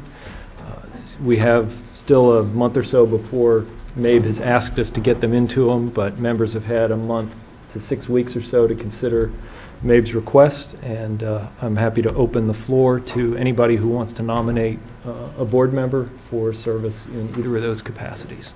Mrs. Williams? Yes, Mr. President, I nominate Donna Brightman to serve on the Maryland Association of Boards of Education. Thank you, Mrs. Williams. Is there a second? Second. Thank you, Mrs. Harshman. Is there any discussion? May I just, just understanding, the Board of Director position is limited to 3 years. It's termed out after 3. I've served 2 full terms plus 4 or 5 months of a vacancy that I filled. So I would certainly encourage any of my colleagues, and I think Mrs. Williams has shown some interest. We can put in 2 nominations or more. I think it would be good once I term out to have representation from Washington County on the Board of Directors is the point I'm trying to make. So I don't know if Mrs. Williams or someone else would like to put their name in nomination as well. There's no competition between the 2. It would be a supplement rather than a supplant. Okay. Is there any further discussion on Mrs. Brightman's nomination? I would just like to thank Mrs. Brightman. I've been to Annapolis, I think, 6 times during this session, and I know she spends a lot of time going to MABE meetings, whether it's, she's done the leadership academies, she's done her service on the legislative committee, and it takes a lot of time and effort. And I think we've seen in the last few weeks the benefit that your connection with MABE pays for not only us, but the state in alerting us to some things that maybe the General Assembly is doing that maybe we could have an impact on. So I want to thank you for your continued willingness to serve. I appreciate it. And Mrs. Williams, would you like to be nominated to serve, or would you like to Not think? at this time, Mrs. Okay. Brightman, but I thank you for the opportunity to be considered. If you change your mind in the next month, we can still get it in. Let us know. I'll be sure Come to on do that. down. The question is on Mrs. Williams' nomination of Mrs. Brightman to be nominated by this board to be a member of the Board of Directors of the Maryland Association of Boards of Education. All those in favor? Are there any opposed? The motion carries 7-0, and the student member concurs. Thank you for the consideration. We will make sure that a letter goes out letting the MABE, I guess the current MABE president, know the action that the board is taking. Correct. Next on the agenda is personnel action. Ms. Francisco. Dr. Hardings, members of the board, Dr. Wilcox. As discussed in closed session earlier today, there are several staff personnel actions for your consideration. Thank you. Is there a motion to approve the personnel actions recommended by staff? Mr. President, I move for staff recommendation on personnel. Thank you, Mr. Bailey. Is there a second? I'll second. Thank you, Mrs. Fisher. Are there any comments or discussion on the personnel actions? Seeing none, the question is on approving the personnel actions as moved by Mr. Bailey. All those in favor? Are there any opposed? Motion carries 7-0, and the student member abstains. Thank you. Thank you. Next on the agenda is the 2013 through 2022. Wow, that seems like a long way away, but it probably isn't. Enrollment forecast. Mr. Criswell. And Ms. Newman. Welcome.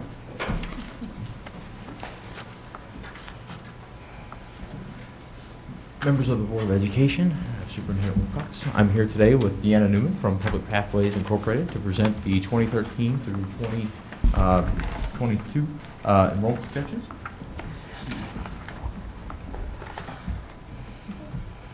It's the wrong presentation. Unless you're going to do food service budget again. We can fix that. Really good, though.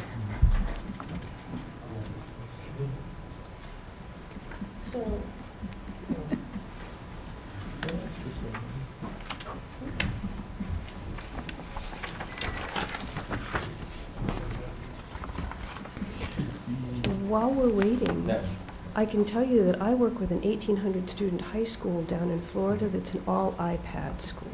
They have no textbooks. And it's my understanding that they're one of 600 school districts in the country that have at least one school that is a no textbook, all tablet kind of school. They're on there, they opened up a year and a half ago, and it's actually quite remarkable to walk through the school building, a school building that has no paper and no textbooks. What school? It is Lake Minneola High School. That's in Lake County, right outside of Orlando. When I left Pinellas County, we had just moved to make, this will date it a little bit, Clearwater High School was moved to all Kindles at that time. Okay. They seem all to be doing 1,800 well. students. Yeah, yeah. It's a big investment, 1,800 students. There we are. Should I? Yep. Are you done? You're all set. Oh, okay. So this is actually unusual. I usually am here in the fall and not in the spring.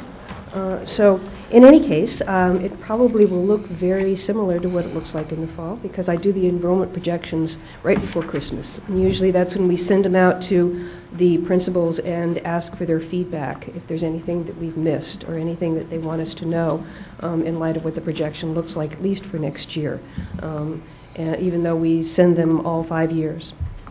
We give them quite a bit of information. We give them their trends and how it reflects on why it is that we came up with the projection that we did get. And I listen to them. I listen to them whenever they come back with their comments. This past year, we had another growth year in Washington County. I know you know this. The projections came in fairly close to what we'd expected. The elementary a little bit more, the high school a little bit less. The middle schools were probably the most anemic in terms of their growth, and we'd hope that they would at least hold their own. But all in all, it was a good year. One of the things, though, to bear in mind is that almost all of the growth that came in, none of it really was in migration. It was all cyclical kind of growth moving up through the grades for the most part. And we can kind of take a look at that. Just a reminder what I look at.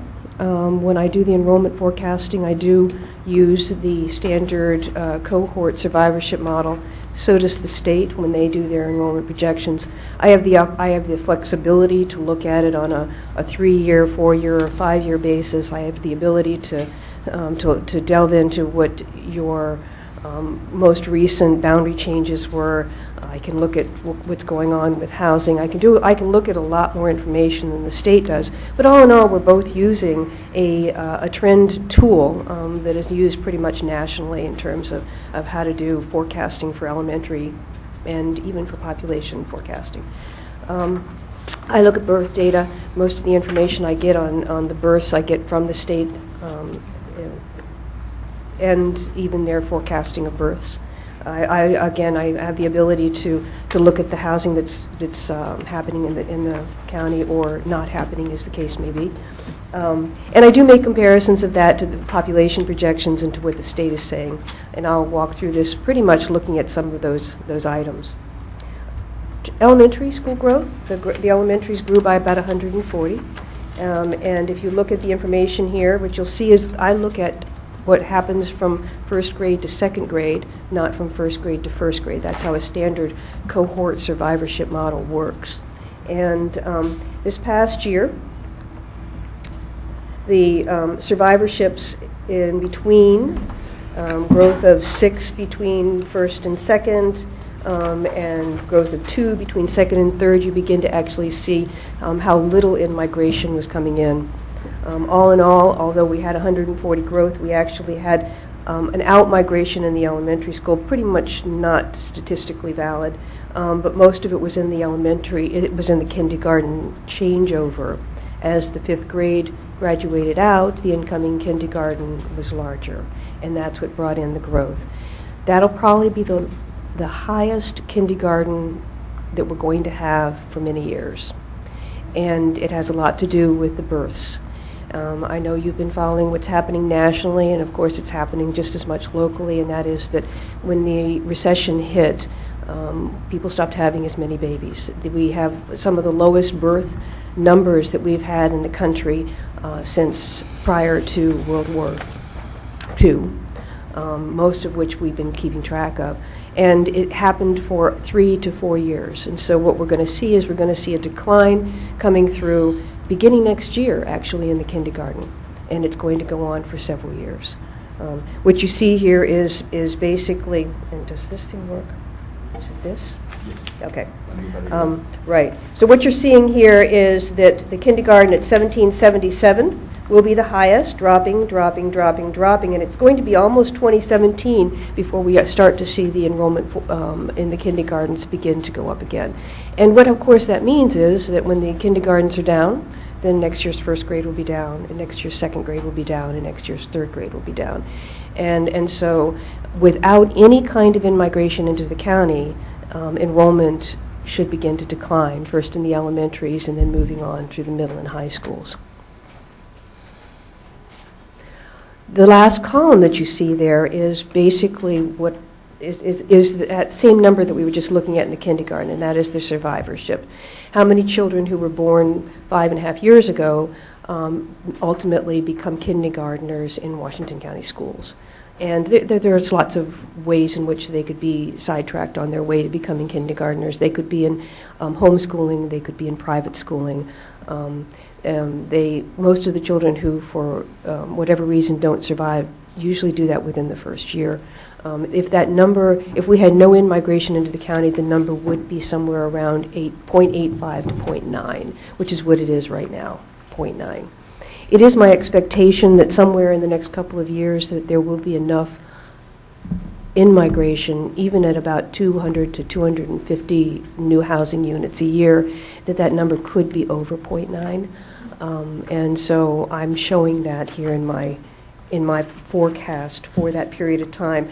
0.9 next year, pretty much what it is this year, 0.3, 0.5, 0.5. I honestly, if it makes it up to 0.1, that would be an indication that we've got some new housing that's actually contributing over the 5-year period.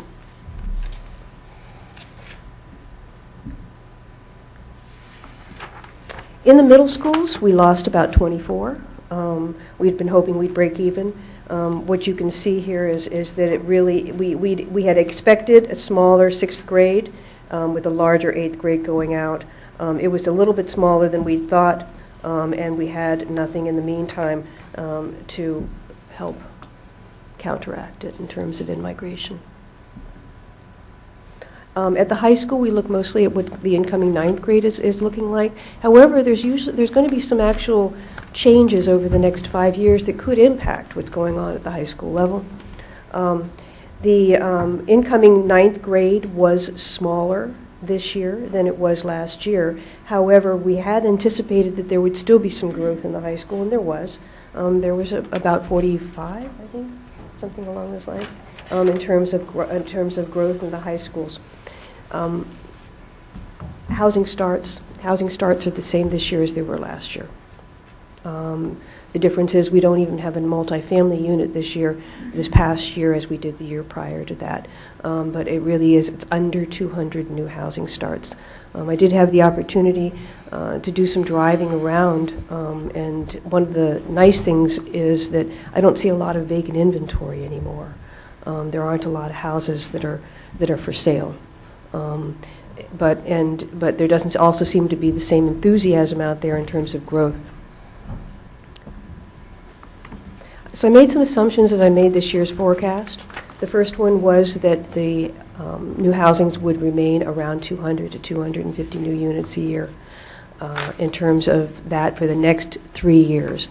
The forecast is designed so that the first 3 years are based on actual housing on the ground. That last 2 years to 3 years of the forecast can take into account housing that we have been anticipating. But I want to make sure that in terms of capital budgeting purposes, that your first 3 years really reflect reality. The second thing to note is the one I just mentioned, and that is that kindergarten is going to decline through 2016, and the impact is going to be felt through all the grades over the next 6 to 12 years. The last one, though, is a change in legislation that I know that you're aware of, and that is that the state has decided that mandatory age for high school education will be through 18. The way the legislation is written, it's written such that it will be from 16 to 17 by 2015 and from 17 to 18 by 2017. There doesn't appear to be a tremendous amount of dropout activity at the 11th grade here in Washington County, and my guess is that you're not going to see any impact to speak of in the high schools until the last year of implementation, which is that 2017 year, where you have it looks as though you have about 100 students who are making other choices in 12th grade. And if they indeed have to stay in the schools, then we need to bear in mind that that may increase your high school population by, well, I think I'm showing about 80 right now.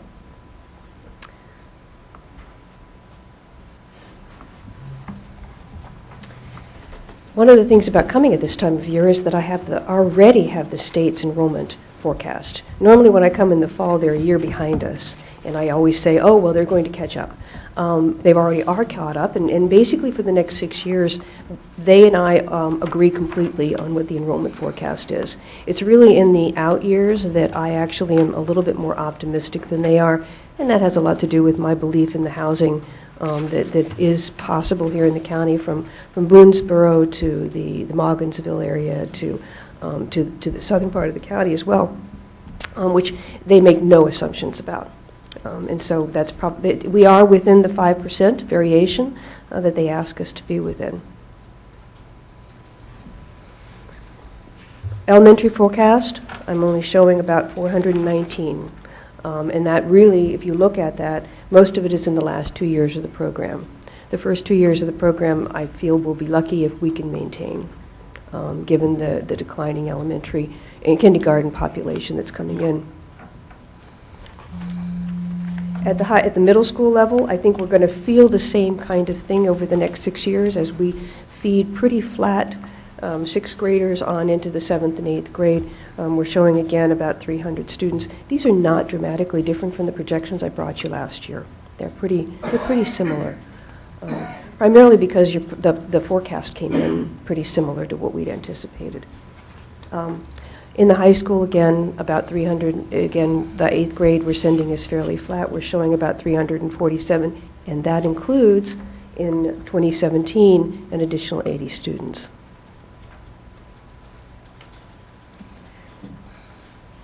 This is a special education forecast. It's hard for me to do that from year to year.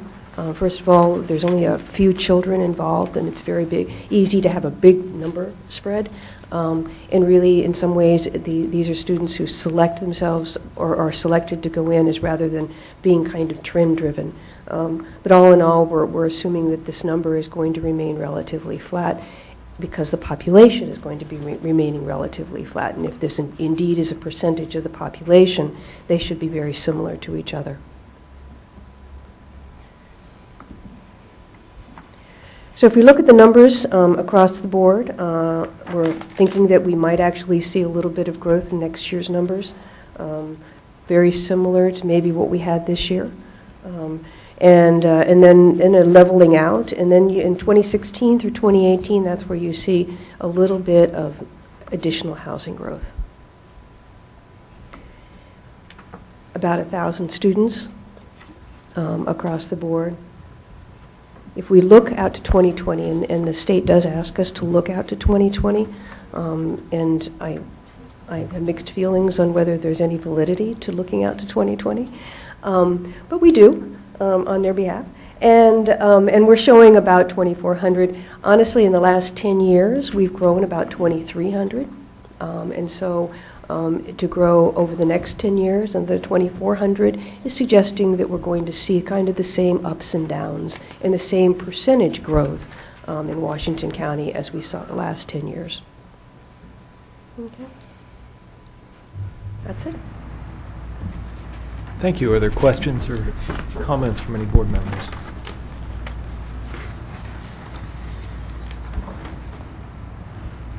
Mrs. Brighton? Just a short one. I know we're all being told that pre-K will be mandated, the program will increase and will be mandated by the state. Have you looked at how that might affect enrollment? So, if it's universal pre-K, in other words, if we say that we at least will offer a seat to every child, then it would be a matter of looking at the kindergarten and backing into a number. But out of that, you would need to also take into account the current private choices that parents have, particularly if you're only going to be offering a half-day program. And so you would need to, so I can imagine it's not going to be 100% of your kindergarten, but some portion thereof. Yeah. Are there other questions? You mentioned that your model takes into account some housing growth that the state doesn't. Refresh me, when do you see that starting to put more pressure in the Boonesboro area and the Morgansville area? I know that staff has been, through our educational facilities master plan, trying to look at when that's going to start to move so that we can be strategic in making decisions about schools. What do you think, and on what do you use to make that, I won't call it a guess, but to make that projection? Yeah, we just had stats textbook, so I can't call it a guess, right? I always figure that when development starts, it always starts slow.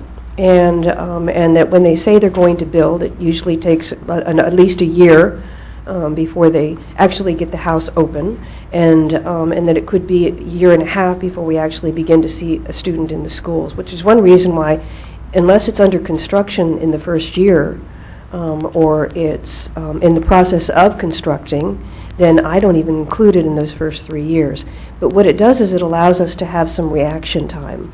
Boonesboro has been telling us that they would like to begin their development, right. But again, there's nothing on the ground. We watch them monthly, waiting for something to happen. You do too. I did actually. I drove up into the Morgansville area because I know that that's a very sensitive area, and again looked at who actually is trying to sell. Who, not just who actually has vacant lots, but who's actually making an effort to do some selling, and how many buildings they have under construction, and that kind of thing. And we have a good relationship with the city, who provide a lot of information as well. The nice thing about doing projections every year is that we can come back and adjust pretty quickly. Yeah. It gets a little trickier with some of the current adequate public facility ordinance approvals that we've gotten where they're phased. So they'll say, okay, we're going to allow 100 homes in 2018, sure. And if that occurs or not is a thing to be watching. You know, we have to take account for it. Right. Can you project whether or not we're going to need to realign districts any time in the near future? I think it's certainly something, of course, it's something that the board charged the Facility and Enrollment Advisory Committee with, to take a look at all of the elementary school districts as well as any other school districts. That's right. I certainly think it's something we're going to look at, and it is a good idea. I think there's some schools that we could see some growth in that we could possibly alleviate. I think there's some other schools that may have some area to help alleviate some of those schools. I think at this point in time, it would be good to, instead of just going off the projections, not that Deanna's ever wrong, but I think it would be good to look at the actual enrollment numbers in September and try to take a little closer look at that point in time before we move forward with any major decisions or any major ideas. Any other questions or comments? Thank you. I think that's it. Thank you very much. We appreciate it very much. Next on the agenda is a legislative update. Ms. Cade and Mr. Trotta. Ms. Cade, welcome back to Washington County. Thank you very much. As usual, I'm happy to be here. Thought you might have brought some warm weather. Excuse me? Thought you might have brought some warm weather for a change. Not today. Not? Or some Just good more news. wind, that's all. Good news would be better. Yes, I was fascinated hearing her predict what will happen through 2022 when what we're trying to do is predict what will be happening within the next week. And her predictions may be more accurate than ours. Yeah. Starting with the report that I sent you, which was done more than a week ago, most of those issues are, in fact, still on the table. We have the budget is pretty well concluded, and the big issues, as you've seen in the newspaper, have moved really very amazingly quickly through the legislature, and they have done some incredible legislation this year. In the education area, ours have been kind of still bumping along here at the end. The state aid for the net taxable income, although it's not absolutely all the way through both houses, they had to hear each other's bills that they'd adopted. So those, they have been cross-heard now, and I believe that there's no issue. But the net taxable income, which does bring you more money each year over the next 5 years, is definitely going to happen. And that is a happy bill. Everybody likes it. Everybody is a winner, and the governor was able to fund it. So that is, I think you can count as concluded. The requirement that that there be representation fees for all people in the collective, that the collective bargaining units can collect fees for representation from all the employees, appears that it is going to pass. There was something amended onto it yesterday, and I was unable on my computer last night to find that amendment. I hope I'll be able to read it tonight, but I don't think it was a major change in that. So that there is that is going to be an issue, and as I said last month, I believe you already have that written into the contract as a possibility, but it has not ever become an item of negotiation. The Labor Relations Board bill, which really does sort of throw off the understandings and the basis that on which that bill went through a few years ago, that allows the boards of education, even in cases that go to the Labor Relations Board, if the issue comes back and their county has not appropriated enough money to do what the agreement is, that you as the board, after more conversation, would have the final say on how that money would be spent, what you would fund and what you wouldn't. That is in jeopardy. And the House has passed that bill. The Senate committee has appeared to be somewhat concerned about it because they were the ones that really fought for that provision the first time. And it's being heard again today in the Senate. Lots is going on today, so my report will be out of date by the time I get home.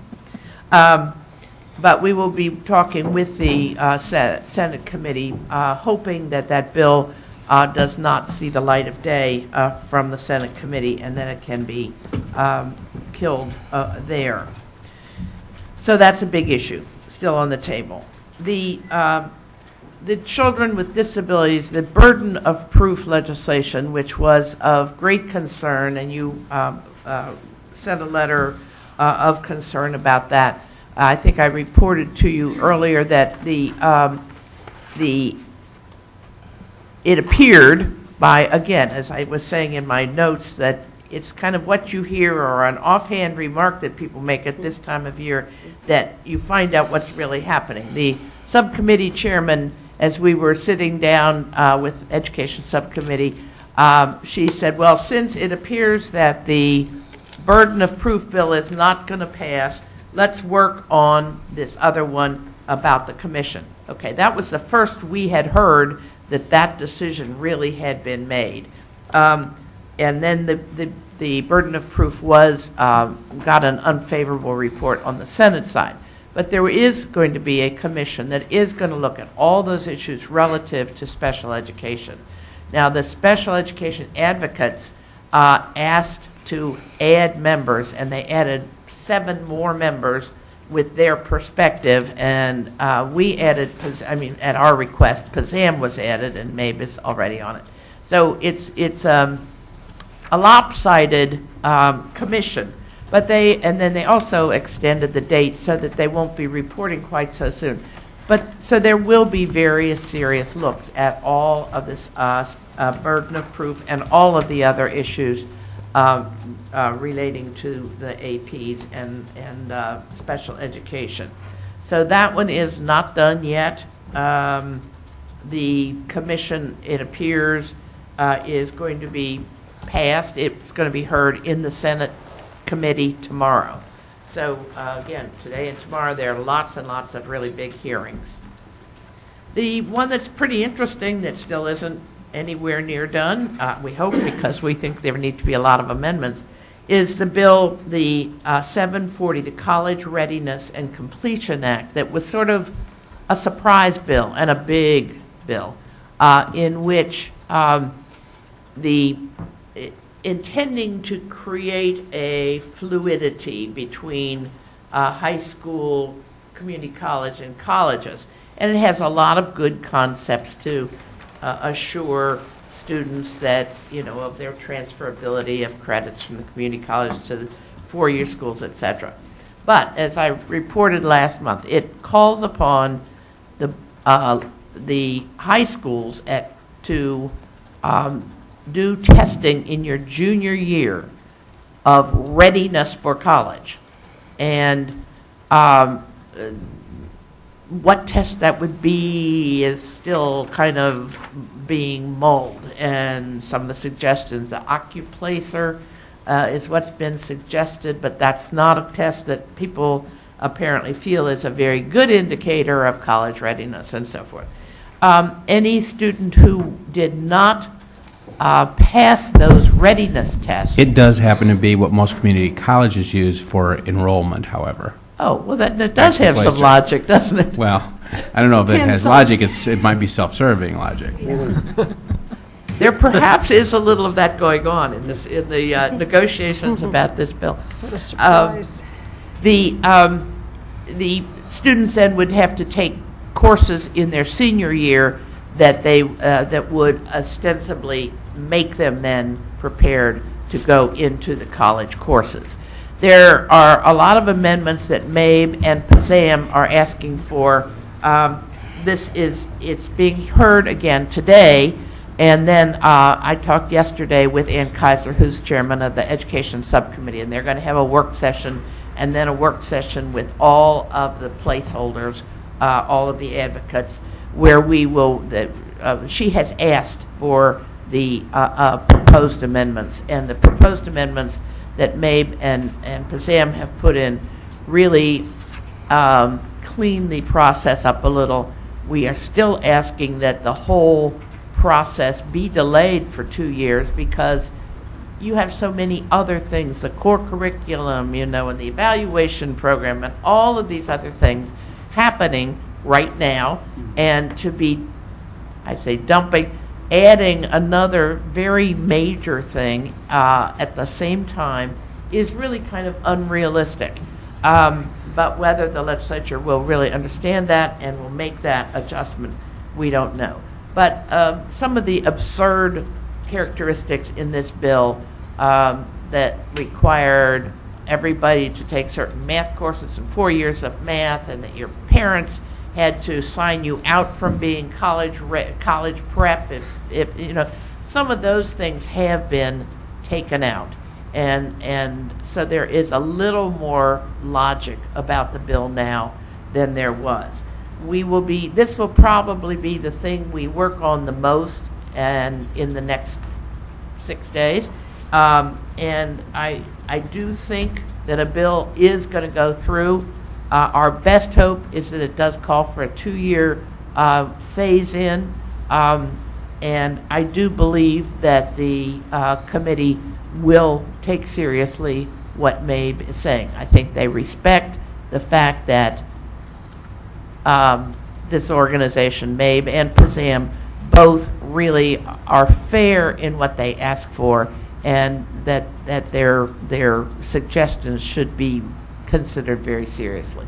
So I can't tell you where that one's going to end up, but next month when I'm here, I'll tell you what happened. My predictabilities, my predictions, I should say, are what I have just said. The model, the bill that was in that would delay the implementation of the performance criteria evaluation process for 2 years until the core curriculum was in place is not moving, but outside of the legislative process, there is a lot of process going on.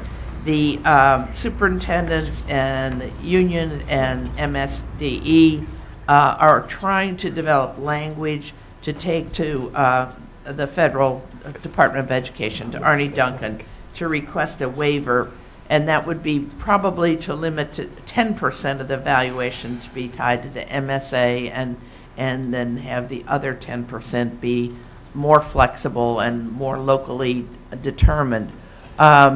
So that process, that they decided legislation wasn't the best way to go. It was too specific, and there was this risk of losing a lot of federal money.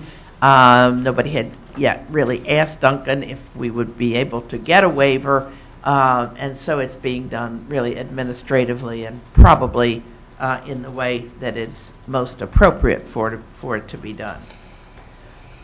The 1107, the task force to evaluate best practices for school operation in Prince George's County. You've gotten lots of messages about that bill, that concept. In the last couple of weeks, it was kind of like a big explosion. All of a sudden, here's this big concept of moving a lot of the authority of the Board of Education in Prince George's County to the county executive, making the superintendent an employee of the county, basically, even still under a 4-year contract, but reporting basically to the county executive. And there's been, as you can imagine, a lot of turmoil going on relative to this. And you took a very good stand against this concept, as virtually all the other counties have. It is kind of thought that things are kind of backing down, and that there may be some kind of a bill that for one time gives the county executive expanded authority in the selection of the superintendent, but that it not be a permanent major change, and that the budget authority and all of those other authorities would not be moved over to the county executive. This would be huge upheaval of the education system in the whole state of Maryland. And you know, there's no comment yet about what could happen in county commissioner counties, but clearly, if it happens in one county executive county and with council, then there are going to be other people at least talking about it. So it is still churning. It is churning as we speak. It was churning. They had another hearing yesterday. It is not settled. So we will wait and watch. But it's clear that the voices against doing this from other counties have been resounding, and a lot of the legislators, I think, are very wary of taking a very major step like this, particularly in kind of the last moments of the legislature. If this has come in day one and had been thought through and talked about and compromises made, you know, that's a little different from having something explode in your face in the last 2 weeks.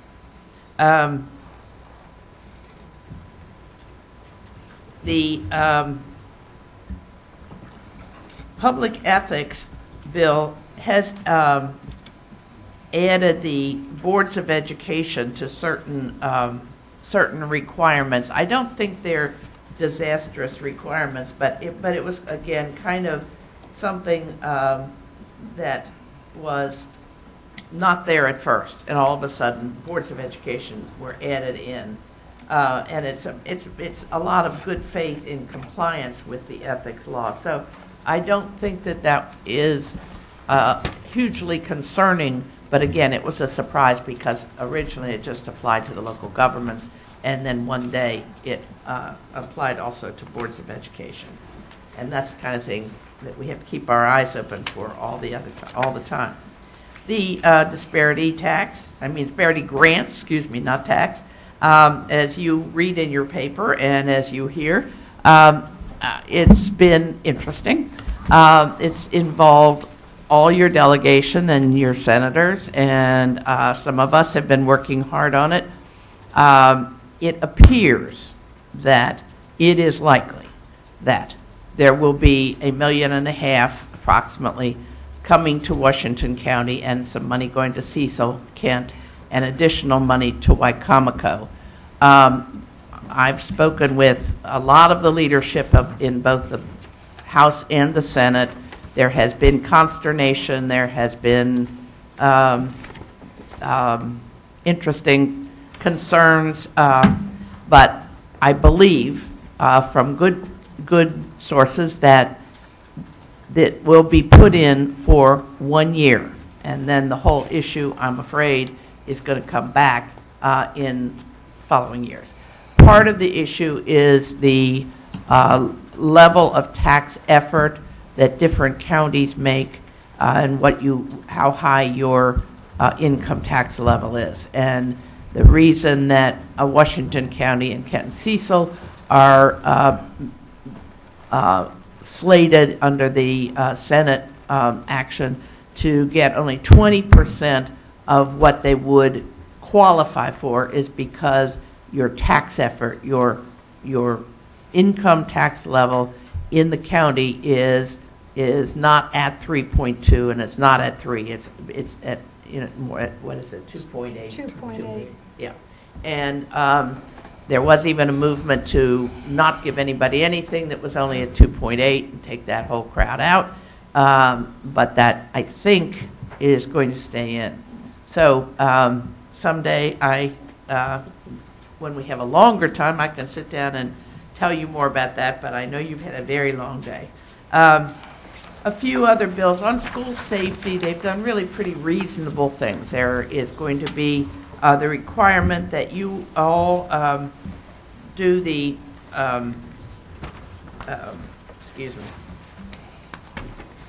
that you evaluate the emergency plans for your school system. Each county is going to do that, and that calls on you as a board before February 1st of 2014 to evaluate the emergency management plan in each public school under your jurisdiction.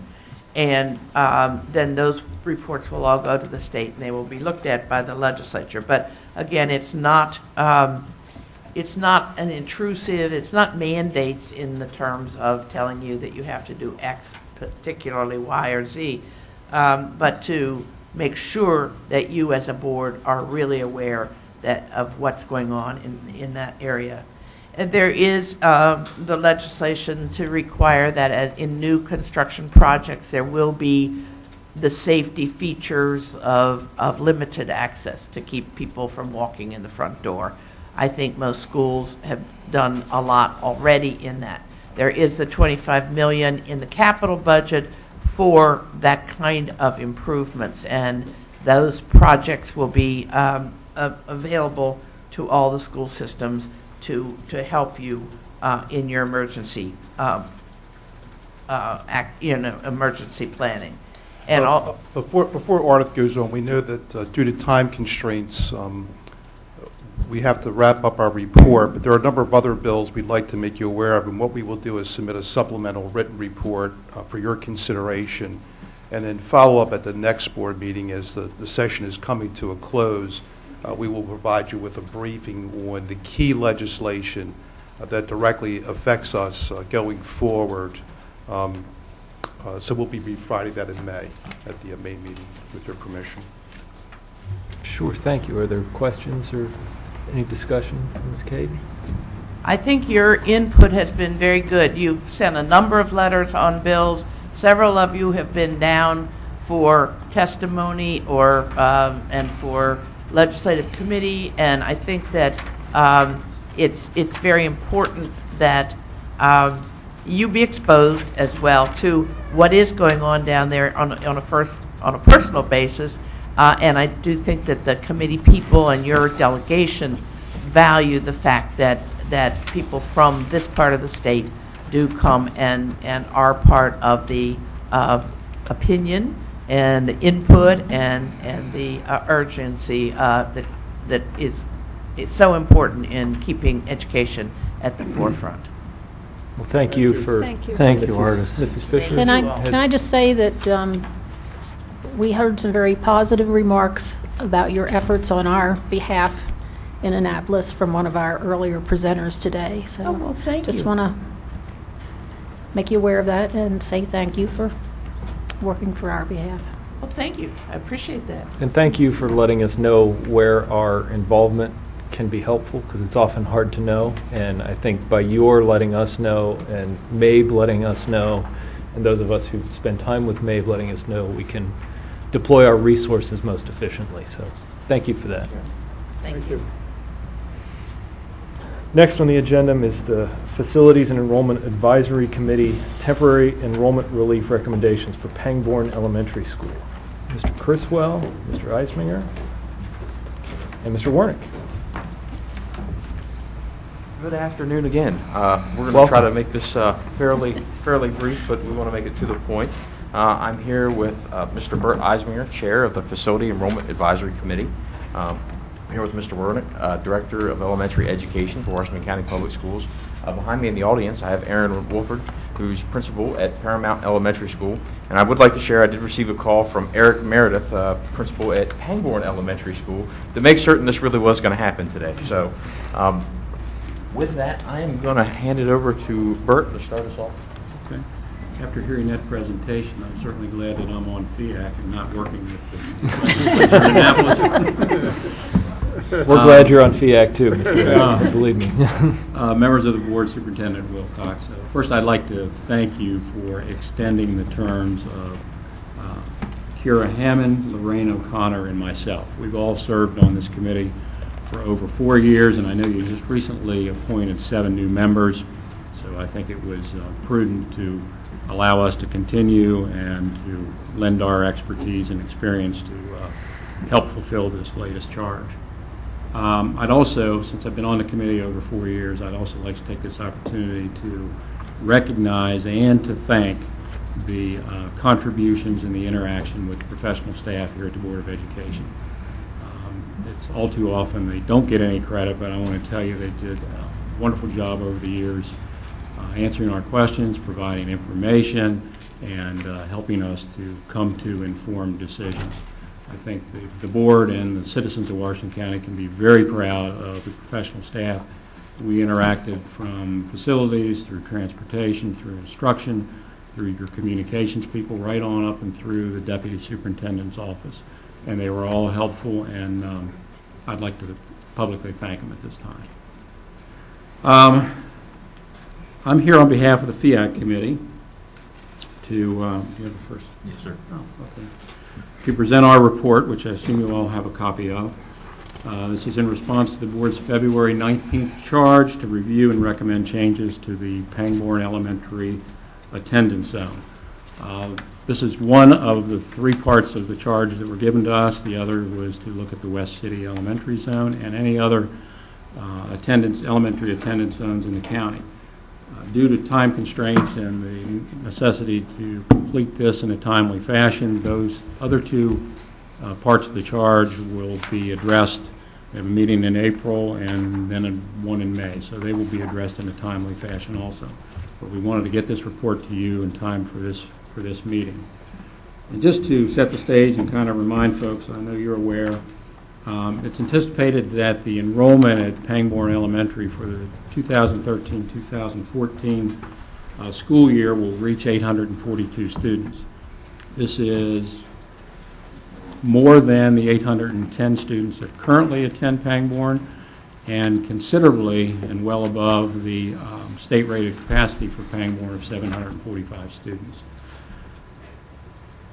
Pangbourne principal Eric Meredith indicated a student population under 800 would be workable and would result in their school functioning in an efficient and effective manner. They're handling the 810 they have, but if we can get that number below 800, he thought that would be ideal for them. To achieve that level of enrollment, we needed to look at providing relief of 50 to 60 students for Pangbourne. And with that in mind, and considering the factors included in the board's charge and in the board's policy JCA, we held over the course of 3 meetings, and reviewed over a dozen options, including, and then by consensus, adopted the recommendation that's included in the report that you have before you, and that is to increase the attendance zone for Paramount, which would result in a decrease of 55 students to the Pangbourne area and an additional 55 students being sent to Pangbourne. With a projected enrollment of 355 students at Paramount and a state-rated capacity of 409 students at that school, Paramount Principal Aaron Wilford indicated that Paramount had the available capacity and the resources to accommodate those additional students. It was the hopes of this committee that if our recommendation is accepted, that the board review, monitor, and ensure that those resources indeed are available at Paramount to accommodate and to take care of those new students that are being sent there. So with that, I think, Chad, you've got to... Yes, sir. So on March 19th, 2013, the Facility Enrollment Advisory Committee, they came up with the following recommendation that they are presented in their report to the Board of Education to establish a new Paramount Elementary attendance zone by incorporating the northernmost portion of the Pangbourne Elementary attendance zone, including the 62 single-family homes located in the Cortland Villas, the 138 townhomes located in Cortland Manor, and 11 of 36 multifamily homes located in Cortland Park. To kind of reiterate briefly what Mr. Eisbinger said, this would reduce Pangbourne's projected estimated enrollment of 113% over state-rated capacity next year, down to 106% of state-rated capacity next year, assuming those projections hold true. This would increase Paramount Elementary's projected enrollment of next year from 87% of state-rated capacity up to 100% of state-rated capacity. And one of the important things I want to point out about both facilities is there are 2 of our newer facilities in Washington County. Of course, Pangbourne was built in 2008, but Paramount was constructed in 1994. So they are some of our newer facilities and set up to handle a little bit higher enrollments than maybe an older facility would. To graphically show the areas, the green zone represents the Paramount Elementary attendance zone. The red area that's highlighted is the representation of the selected recommended area, and the white area below it is the Pangbourne Elementary attendance zone. One of the important things you can note from the map is it's a similar distance from the area between Paramount and Pangbourne Elementary, so travel times should be relatively the same. And the bell times are very similar. They're within 5 minutes of each other. One facility starts at 8:20, the other starts at 8:25. So again, something that the committee looked at and reported on in their recommendation. To look a little closer at the cut of the area, you can see that the area recommended for realignment is contiguous with the Paramount Elementary attendance zone. So we don't have any islands off inside of another school attendance zone, which is nice. It also follows the same feeder pattern as what Pangbourne Elementary follows. So the students that are impacted by this recommendation would still attend the same middle and high school, which would be Northern Middle and North High. Again, it's included in the recommendation. Real quick, we tried to show a graphic area of the area that's being recommended. We have the 138 townhomes, the 62 duplexes, and then the red line that separates the 11 multifamily homes. And with that, we're going to open up questions for board members. Thank you, Mr. Criswell. Thank you, Mr. Eisminger. And are there questions from any of the board members? Go ahead. Mrs. Williams? Yes, Sure. I have several.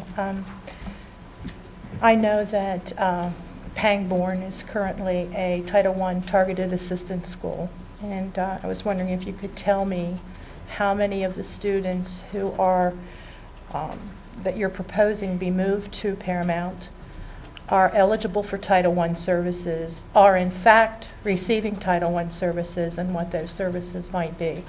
Sure. Currently, there's about 55 to 60 students that would move from Pangbourne to Paramount. Currently, there's 21 students who are identified to receive those services.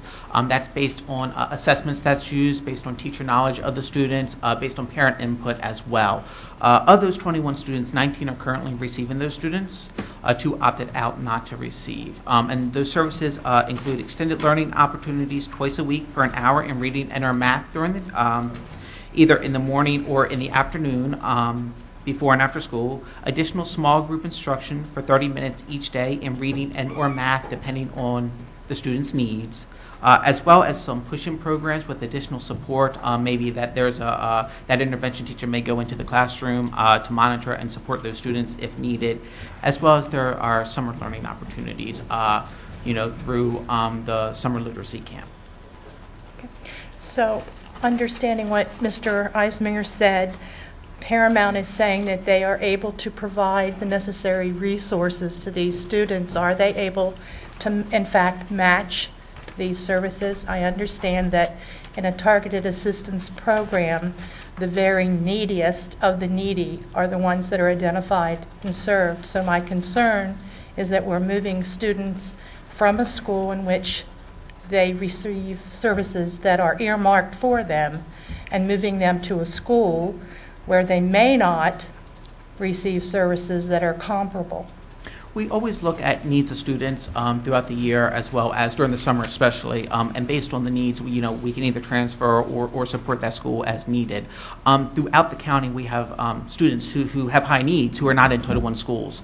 So we always make sure that we look at class size, that we look at other programs that may support those students before and after programs are provided.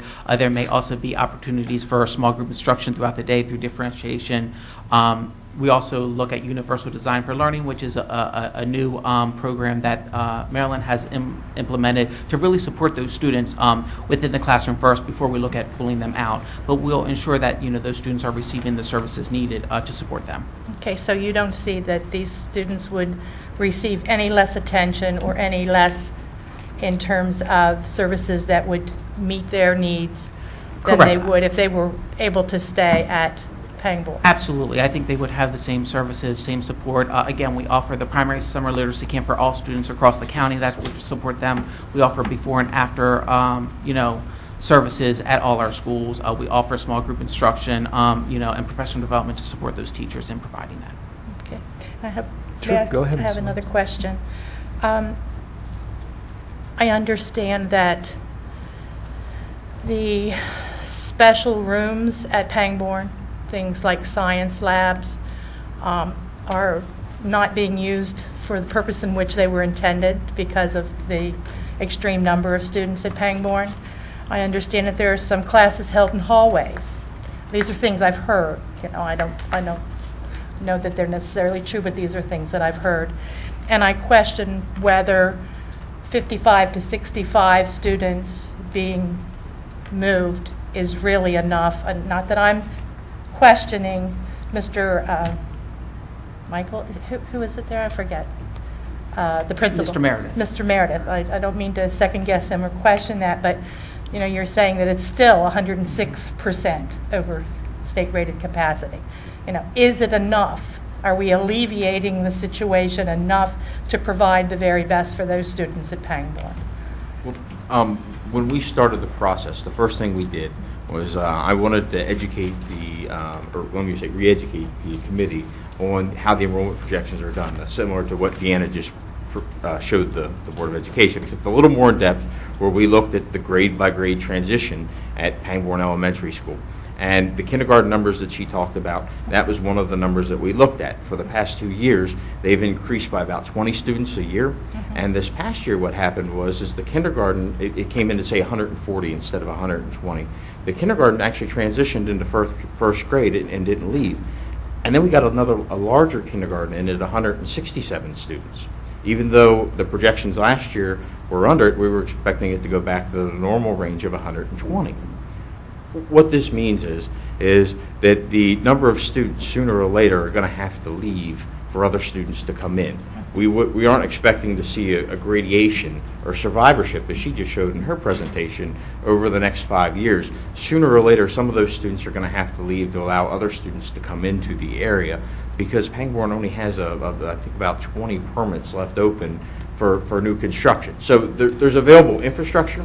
That's not to say we couldn't still get a very large kindergarten class, but we didn't want to go in and take a huge number of students and move too many students right away. We wanted to go in with a good sample size, and like I said, the committee, based on discussions with Mr. Meredith, thought that 50 students from the projections would keep him below the numbers where he's at this year. However, if their numbers come in lower than what Public Pathways projected, they would actually be closer down to the state-rated capacity number, and depending on where we fall out next year, we could always relook at maybe taking other students to another facility.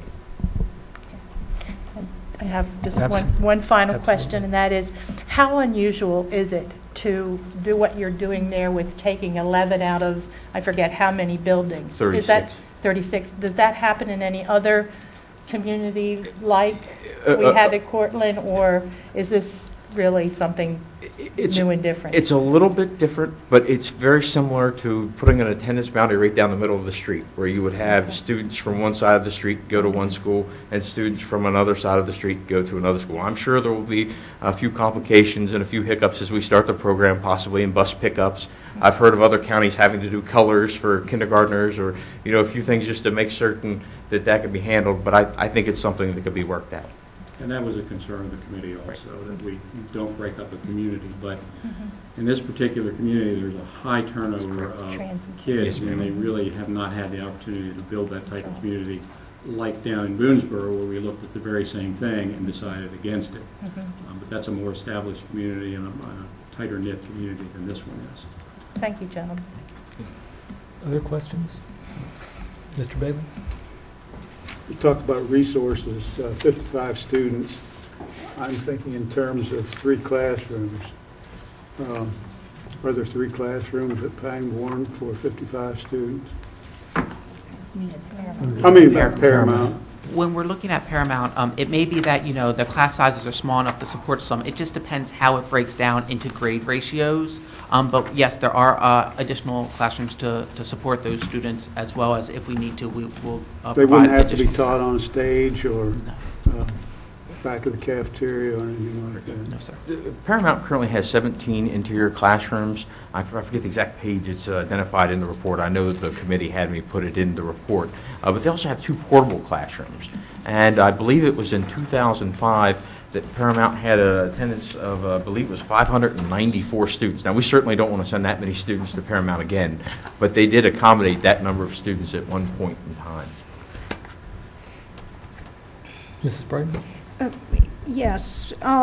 Reading the minutes from the meetings, a couple things were apparent. One, the advantage of having veteran members in the room that knew the questions to ask from past experience. So thank you so much for your willingness, and the others to serve. I think it helped move this forward, and we had a very compressed timeline on this, so I appreciate your effort. Have we looked at, one of the recommendations would be to give the rising fifth graders, let them be grandfathered in. Do we know how many numbers that would reduce the 55 or so by? I believe there was 7 to 9 fourth graders this year, and that number was changing because of the turnover. So if we assume that half would be there next year, we could say it would reduce the 55 by 3 to 4. Of course, that 55 could fluctuate up to 66, could fluctuate down to 44 over time, but I would say it would impact about 4 or 5 students at max out of the numbers at the 55 to 66 that we'd be talking about. And we've looked at the grade ratios. Do we have any bubbles in there that would cause one grade to have a larger number coming out? What I'm concerned about, if you take a lot of children out of a classroom, the teachers go, there's an FTE or 2 that will come as well. Does that maybe bump up a classroom enrollment at Pangbourne? At this point, we don't see that happening. But again, with the transient rate within that, it's hard to get a handle it's hard to on get this, a full handle isn't it? because we've had so many come in and out, even within the committee. The larger numbers have been the kindergarten and first graders, but again, those have been the higher turnovers too. So are they replaced by kindergartners and first graders next year, or are they replaced by a fourth grader or a new fifth grader? That's one of the challenges. We probably won't know to the first day of school. And then it'll probably change on the second month of school. And it was, if you read the minutes, I believe Principal Meredith came in and said, we had 10 new students from Cortland this week alone, and the committee was pretty interested to hear that. So that's what we were dealing with. And go ahead, I'm sorry. I'd just like to take this opportunity to commend the board for trying to get out ahead of this issue. This won't be the last time either, I'm sure. And having gone through the county-wide redistricting, I'm so thankful that you are taking this as it comes. And I think that's smart on your part. Another consideration 7 about the hope from FIAC, and I think the hope from this board member is that even though we've just stated that the numbers are fluid, not getting this same group wrapped up into the next redistricting. Any way of saying that that's a big risk, small risk? I don't want to say on record risk. The projections for the Paramount area are not for a lot of additional growth. So it's a stable area. If all goes as sort of projected, I think we'll be able to keep those students there. But there are no guarantees. I understand. I mean, Morgansville could explode and we need to bring kids from Morgansville, which then you get into this domino effect of where you're going to move kids to. Plus, I think it would be up to the committee, but it would be very difficult to find, at its current capacity, a place to put all 170 elementary students or 180 elementary students. We'd have to look at Paramount again, and of course that's where those students used to attend prior to the last redistricting effort. So I think it's something we certainly want to take a look at, but it would take some other shuffling or some tiered moves in order to create that capacity. And then if the economy comes back, we could see the enrollment coming out of the multifamily homes start to go back towards the levels that we've experienced in Washington County before the recent term. So I think there's a lot we want to look at, but that's an excellent point. That is something that the committee did discuss, and that they had fruitful conversations about. So stay tuned. Okay. And one last thing, just for your information, the countywide redistricting that occurred, we've gotten a lot of positive comments from that redistricting. After the fact. After the fact. Everything's settled. After the changes have been instituted, folks settle in, and they realize that in a lot of cases it's a good thing. Good. Appreciate that. Thank you. Are there other questions or comments from board members? I'll just sort of follow up a little on Mrs. Williams' comment. We think this is enough that we won't be back here to fix this problem again. I mean, you know how boards of education love this process. But it's an important one because it impacts the opportunities that kids have, and I think we all know the way it affects instruction. So I think, certainly I want to be sure we get it right. Do you believe we're doing enough with this proposal? I believe we're doing enough for next year. I would hate to say that we'd be doing enough for 2 or 3 years out, but I think it's something that the committee and the committee internally had agreed that they would want to go back and re-look at it next year. The other danger is we don't want to go and take too big of a step or impact more students than we would absolutely have to for the temporary enrollment relief at Pangbourne. So for next year, yes, sir, I do believe it is enough. I do believe it would require us to go back and look at it again. I would hope we would fix it in one swing, but sometimes it might be better to take that second swing just to make sure we didn't overswing the first time. Great, thank you. Well, our regulation states that the board, that Dr. Wilcox is to provide the board with a recommendation based on the report that the FIAC provides. So I will go ahead and turn over to Dr. Wilcox for any comments or anything he'd like to offer the board by way of his official recommendation regarding this proposal. Just because it's a long day, a little levity. No. No, I absolutely support the recommendation made by the FIAC committee, and I also want to share my thanks, Mr. Eisenberger. Thank you so much for your leadership. Chad and others speak very highly of your willingness to dig deep and roll up your sleeves and think through some tough problems. They also commend you because they understand that you understand that these decisions affect kids and families, and you bring that sensitivity to the process. So thank you. That expertise will be missed, but don't think we won't reach out again. The other thing that I want to share with you before I kind of fully embrace all of this is to tell you that I absolutely am pleased with this conversation because it's been focused on kids and the services that we provide to kids. It's been focused on families and how a decision that a school board makes, somewhat removed from the actual decision, the care that you take and put into that, and the sensitivity that you have to our families. This isn't an easy thing for anyone to do. You know, it's kind of like digging up a cemetery in some ways. Nobody wants to be moved once they're planted. So that was, oh Lord. You know, what just flashed through my mind is Tim Rollins' conversation today about we're supposed to have that guy that cluts me, Justin. So anyway, I do want to say that I do embrace this work. I think that it is a positive first step, but I would say to the board it is a first step. One of the things that I gave as a charge after the charge provided by the board was kind of an admonition to Chad and the team that whatever they do in a consistent manner to support that next set of moves that we have to make, that we didn't overswing, to use your analogy. Because we clearly know that as we get ready to open West City, we are going to have to look at elementary attendance zones, and there is going to be some cascading, if you will, of some of that. Some of the families who believe today that they're going to the new school may not get that far as you start to bump over. Because you have to bump through the Salem attendance zone if you're at Winter Street today. So we're going to have to talk about those kinds of things together. But that also means that we might talk about Eastern and Ruth Ann Monroe's attendance zone as well. We may push both directions to really get this thing as right as we can down the road. I don't want to cause alarm in the community, but that is a very real possibility as we go forward.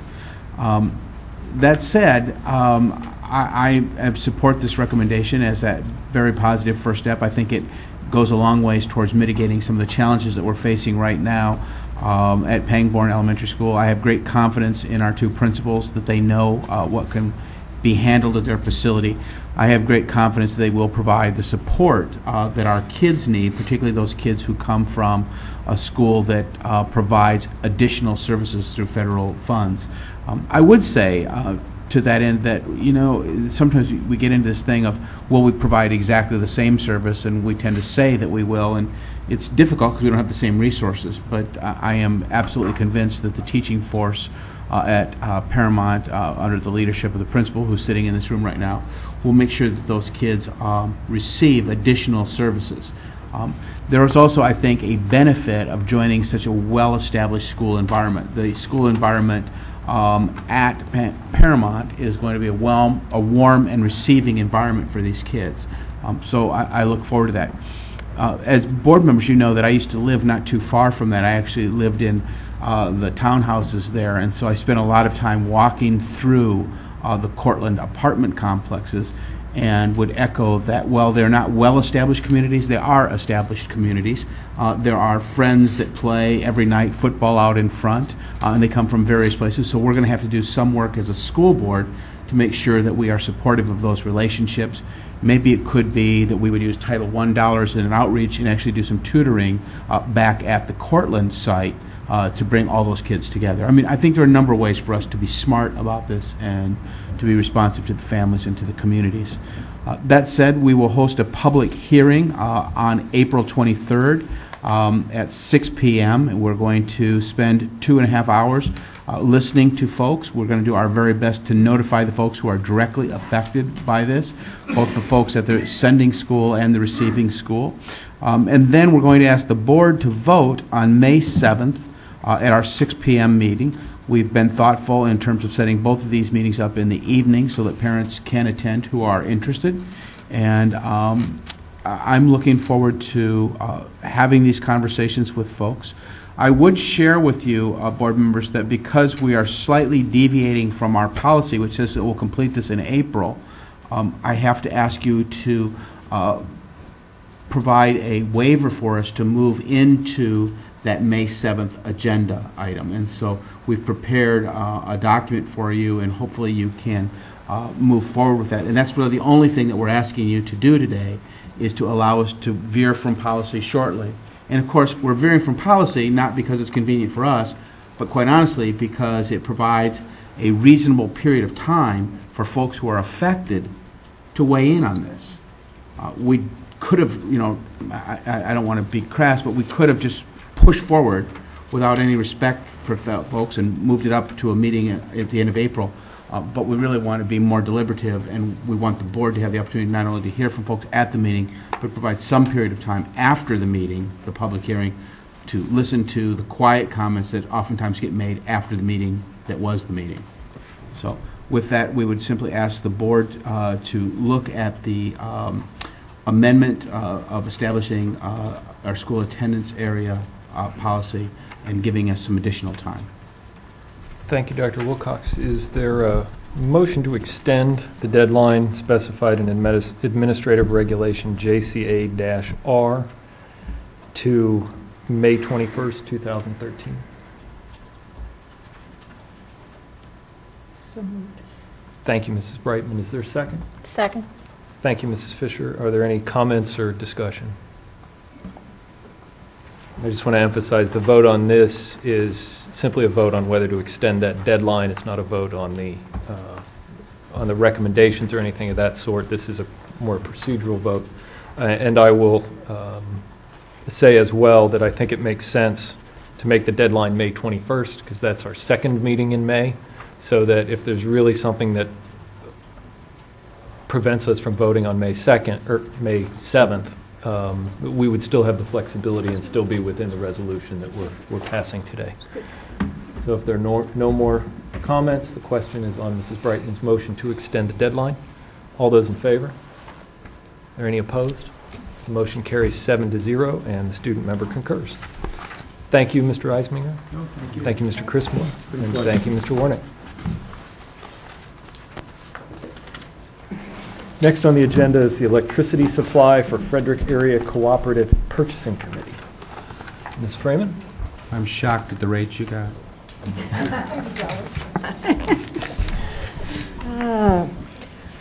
Mark Mills and I will feel compelled to make a quick presentation this afternoon. I know you've all been exercised quite a lot today with some very big decisions. We received bids for the electricity cooperative. Consists of approximately 11 government agencies.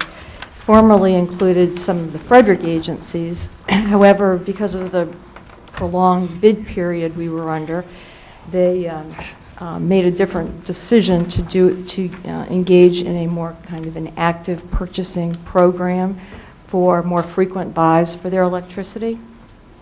We looked at that as well and felt that holding fast with our fee simple forward purchasing program that we've been following as a cooperative for the last, here at least since 2006, has resulted in very favorable outcomes for our electricity purchases. You want to go over the schedule? Sure. These are a list of the active members in the cooperative currently. This slide here is the updated version. We updated all the cooperative members this fall, issued an invitation to bid in November 2012. We received some pricing back on December the 19th with some inaccuracies in accounts from the bidders. Therefore, we opted to go back out to bid. And we went out to bid and received favorable bids on March 21st and accepted those. This contract is now for the time period of November 2014 to November 2016. This is a price comparison of the kilowatt per hour rates. As it stands now, the new agreement will be 1.5 cents per kilowatt hour less than we're currently paying today, and it will be 0.7 of a cent less than we're going to pay in the calendar, not the calendar year, but the energy year, November 2013 to 2014. The bid outcomes were, we kind of compared to what we're currently saving, and the annual savings, if energy usage stays the same, will be about $147,000 annually. This bid provides stabilization for the pricing through November 2016 and a volatile market, and it also secures a reliable partner in Washington Gas Energy Services. It happens to be the same vendor we have for our natural gas currently. Thank you, Mr. Mills. Ms. Freeman, are there any comments or questions from board members? Thank you very much for your diligence and hard work to make this happen. I am jealous of the rate. And we're very pleased with the outcome, as was the group. It's fantastic. Any savings we can have in electricity or energy or any of the non-instructional costs, I mean, it goes without saying, it allows us to put more money into instructional costs. So, okay. Thank you. Anybody who says that everybody in the system doesn't have a role in instruction with kids, this is a good example of how people in purchasing, through doing their job well, have an impact on what goes on in the classroom. So thank you. Very much. Next on the agenda are committee reports. Ms. Crable. So WCASC, in conjunction with CCSJ, which is Carroll County's Association of Student Council, hosted convention, I guess it was almost 2 weeks ago. The regional advisor said it was the best convention in over a decade, so we were pretty proud of what we put on. It was a long 3 days, but it was a lot of fun. Also, our next meeting is April 11th. As always, it is Tech High. It is at Tech High. Usually it starts around 10 and goes until about 1. We will be electing, I won't. The juniors and younger will be electing this next student member on the board. And so, I'm sorry, on what date and time did you say that was? That is April 11th. I believe the actual voting is like 10 or 10:30. Thank you. Mrs. Harshman, Curriculum and Instruction. Curriculum and Instruction has not met since the last board meeting, but we will be meeting April 23rd at 12:45 in the board conference room, and everyone is invited. The agenda will be posted on the internet. Thank you, Mrs. Harshman. Mr. Bailey, Finance. Finance Committee has not met. We will be meeting with an agenda in your packet coming this weekend. Thank you, Mr. Bailey. Mrs. Fisher, Policy. Policy Committee has not met since my last reporting on March 19th. Our next scheduled meeting is also on April 23rd. That's at 11 a.m. Thank you, Mrs. Fisher. Mrs. Brightman, Facilities. Yes, Facilities will be meeting also on April 23rd at 9:45 at Bester, and we'll be touring the construction site. Thank you, Mrs. Brightman. Mr. Ridenhour, HR. The HR Committee has not met since the last meeting. Thank you. And is there any update from any of the MABE committees? Mrs. Harshman, Mrs. Williams? We have a meeting on Friday for the Conference Planning Committee, so we'll look forward to your report next time. All right. And Mrs. Brightman, did you get snowed out of? I did get snowed out. I said I would, and I did, indeed. Thank you. Thank goodness the legislative session's ending. Otherwise, we'd probably have more snow, right? Next on the agenda, miscellaneous business, is a discussion of the facility naming rights policy. Mrs. Fisher, do you want to introduce this topic as chair of policy?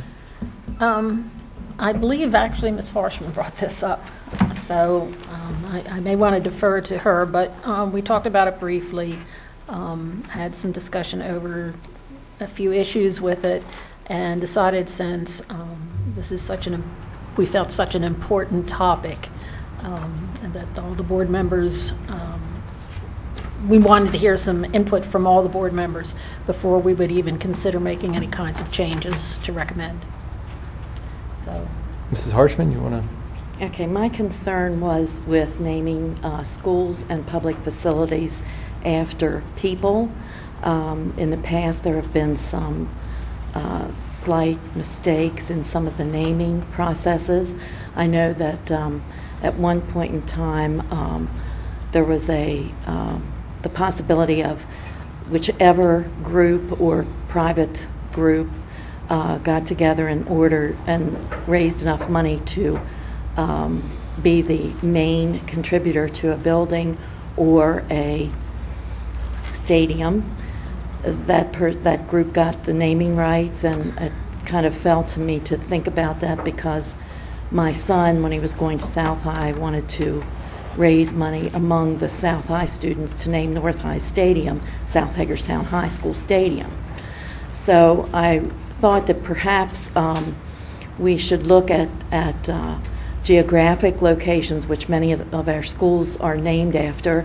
And I'm also a little concerned when we pick out a single citizen and name a building after that person when there are so many people who have contributed to the educational process in Washington County, that to find one person who deserves a building named after him or her seems kind of illogical to me, because there are so many hardworking teachers, administrators, etc., that to just pick one out, coaches, same thing, and say that this person was deserving of a facility named after him or her, seemed like we were slighting everyone else.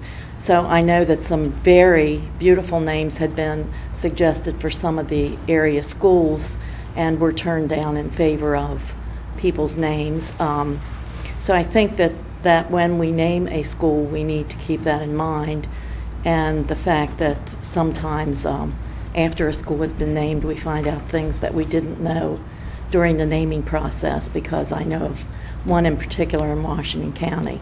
So that was my concern, and I was hoping that with all the beautiful geographical names that we have around the area, that we could try to focus on those as opposed to one particular citizen. Thank you, Mrs. Harshman. I think the question, as I recall it in the policy committee, was whether we want to rewrite the policy so that it would prohibit the naming of a school after an individual. Are there any other thoughts? Well, yeah, a couple of things. Mr. Reiner? First, can you give me what you said there was one, you mentioned one that crossed your mind or came to attention, that we named a school and then you found out there was some problem with that name, or you found out things that... I think there was one that was named for someone, and it was as a contributor to Washington County public education, and the person's children went to a private school. So it just seemed like that was kind of a slap in the face of a lot of citizens who have dedicated much of their time to public education. And there are some others that no one has a clue who they are. Now, as an educator, I know who the people are that the schools are named after, but I would be willing to bet that many of the teachers, many of the administrators, and many of the students have no idea, none. So I'm just thinking that perhaps it would be better to use the geographical names, because they all seem so much more enticing than something named after a person. Mr. Reiner? Well, I mean, I have difficulties understanding that completely, but, you know, everybody's entitled to their opinion, because, I mean, we would be changing the name of the system because it's named after a person. Washington County is not named after a geographic location. It's named after the first president of the United States. I think I have an idea of who you're referencing. I think sometimes people make contributions, and it doesn't matter where their kids go to school. The contributions extend beyond their children attending a public school.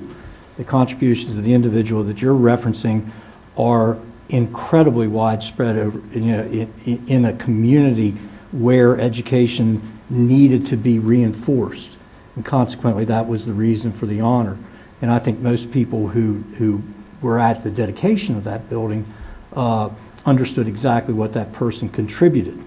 When you look at athletic fields, or anything else, I think people that have contributed a lifetime to public service, be it what it may, I think I have no problem with those people getting the recognition or that type of recognition, even if over a period of time, 50 years, whatever the case may be, of the life of a school, people may forget who that individual might have been. I think then it becomes the responsibility of those people who do know to educate those people as to why this person was important and why public service is important. Not just to get your name on a building, but also to, for the sake of young people in those buildings. I could go on, because there are so many people deserving of recognition. We will never cover them all. We may never be able to cover them all, but I believe our policy gives us the opportunity and gives us a set of guidelines that allow for that to happen if and when it becomes necessary. How do you determine which person is more important than the next? I don't think you do. I think that's why the policy is there, and the policy specifically states that there has to be a certain set of requirements met before a naming right is included. And that, that takes a while, and it takes a lot of effort on the part of those individuals to get that for that individual. I would take, for example, a naming that of a facility that just occurred recently, which was the Carroll Reed football field, stadium, Carroll Reed Stadium. I think it took those individuals several years to come up with and meet the requirements necessary to have that carried out. And I think it was merited. I don't think anybody that's been associated with Smithsburg High School in the last 40 years would tell you that Carroll Reed did not deserve that honor. So I think we have in place, and I see no reason to change it, in place a policy that is workable, that allows for public input, that allows for individuals and others to find their name in an area where they can be recognized for their contribution. Okay, now if I may finish. I want to be sure that all the members get an opportunity to say what they think. I understand, but this sort of was my issue, and I haven't gotten to say much. Public service is different from public school. So when you contribute to public service, you normally are selected for a public building as opposed to a public school. And as I understand, some of the board members did not know that this person's children did not attend public schools because they were quite shocked at that revelation. So what I'm saying is I don't know how you can pick one person who is deserving of a school being named after him or her and say that that person is more deserving than someone else, because in order to give that person that honor, you have to slight somebody, which would be the other people. Okay. Thank you, Mrs. Harshman. Thank you. Mr. Bailey, Mrs. Brightman, Mrs. Williams. Any comments or thoughts for the policy committee? My feeling is that the policy lends itself to either one, that with naming for an individual or for a geographical area or any historical site, the Rockland Woods School being an example of that. When it was put out to a committee to investigate the area which the building was going to be built on, they came up with some historical documents, and one even leading back to a slave quarters that was on the building or on the lot, and we didn't name it after a person. but I have no objections to keeping the policy as intact as it is and working through it the way it is. Mrs. Brightman, do you have any thoughts on the matter? I'll try to explain. I've always felt that communities build the schools, and to me, a community is made up of people. And some people go the extra mile, some people have a significant contribution to that community. So I think as long as there is a process in place that guarantees that the right steps are followed and the right consideration is made. I'm not sure. I think I know the school that Mrs. Harshman's referencing. I did go to that opening, and it was a huge turnout of the community. I mean, it was the most people I've ever seen show up at a school opening. So I was impressed with the support from that community, and I was led to believe that support was for that individual as well. So that's just the impression I got from, I thought it was for from the school, that. But so that again, I think it's important for me not to be biased in any one direction, but be sure the process helps us consider all possible community contributions. I'll go back to the Rockland Woods School once again. It could have been the Pennington School, named after the people, the ancestry of the people who owned the slave quarters. So that would have been but the board had that choice. I'm sorry, I didn't mean to leave you out, Mrs. Fisher. You were in the policy committee meeting, so. That's all right. Go ahead. I just, as has already been stated, the policy does allow for the board to make the final decision. Maybe if we can just kind of remember if this, and this situation will come up, of course, when we get to West City.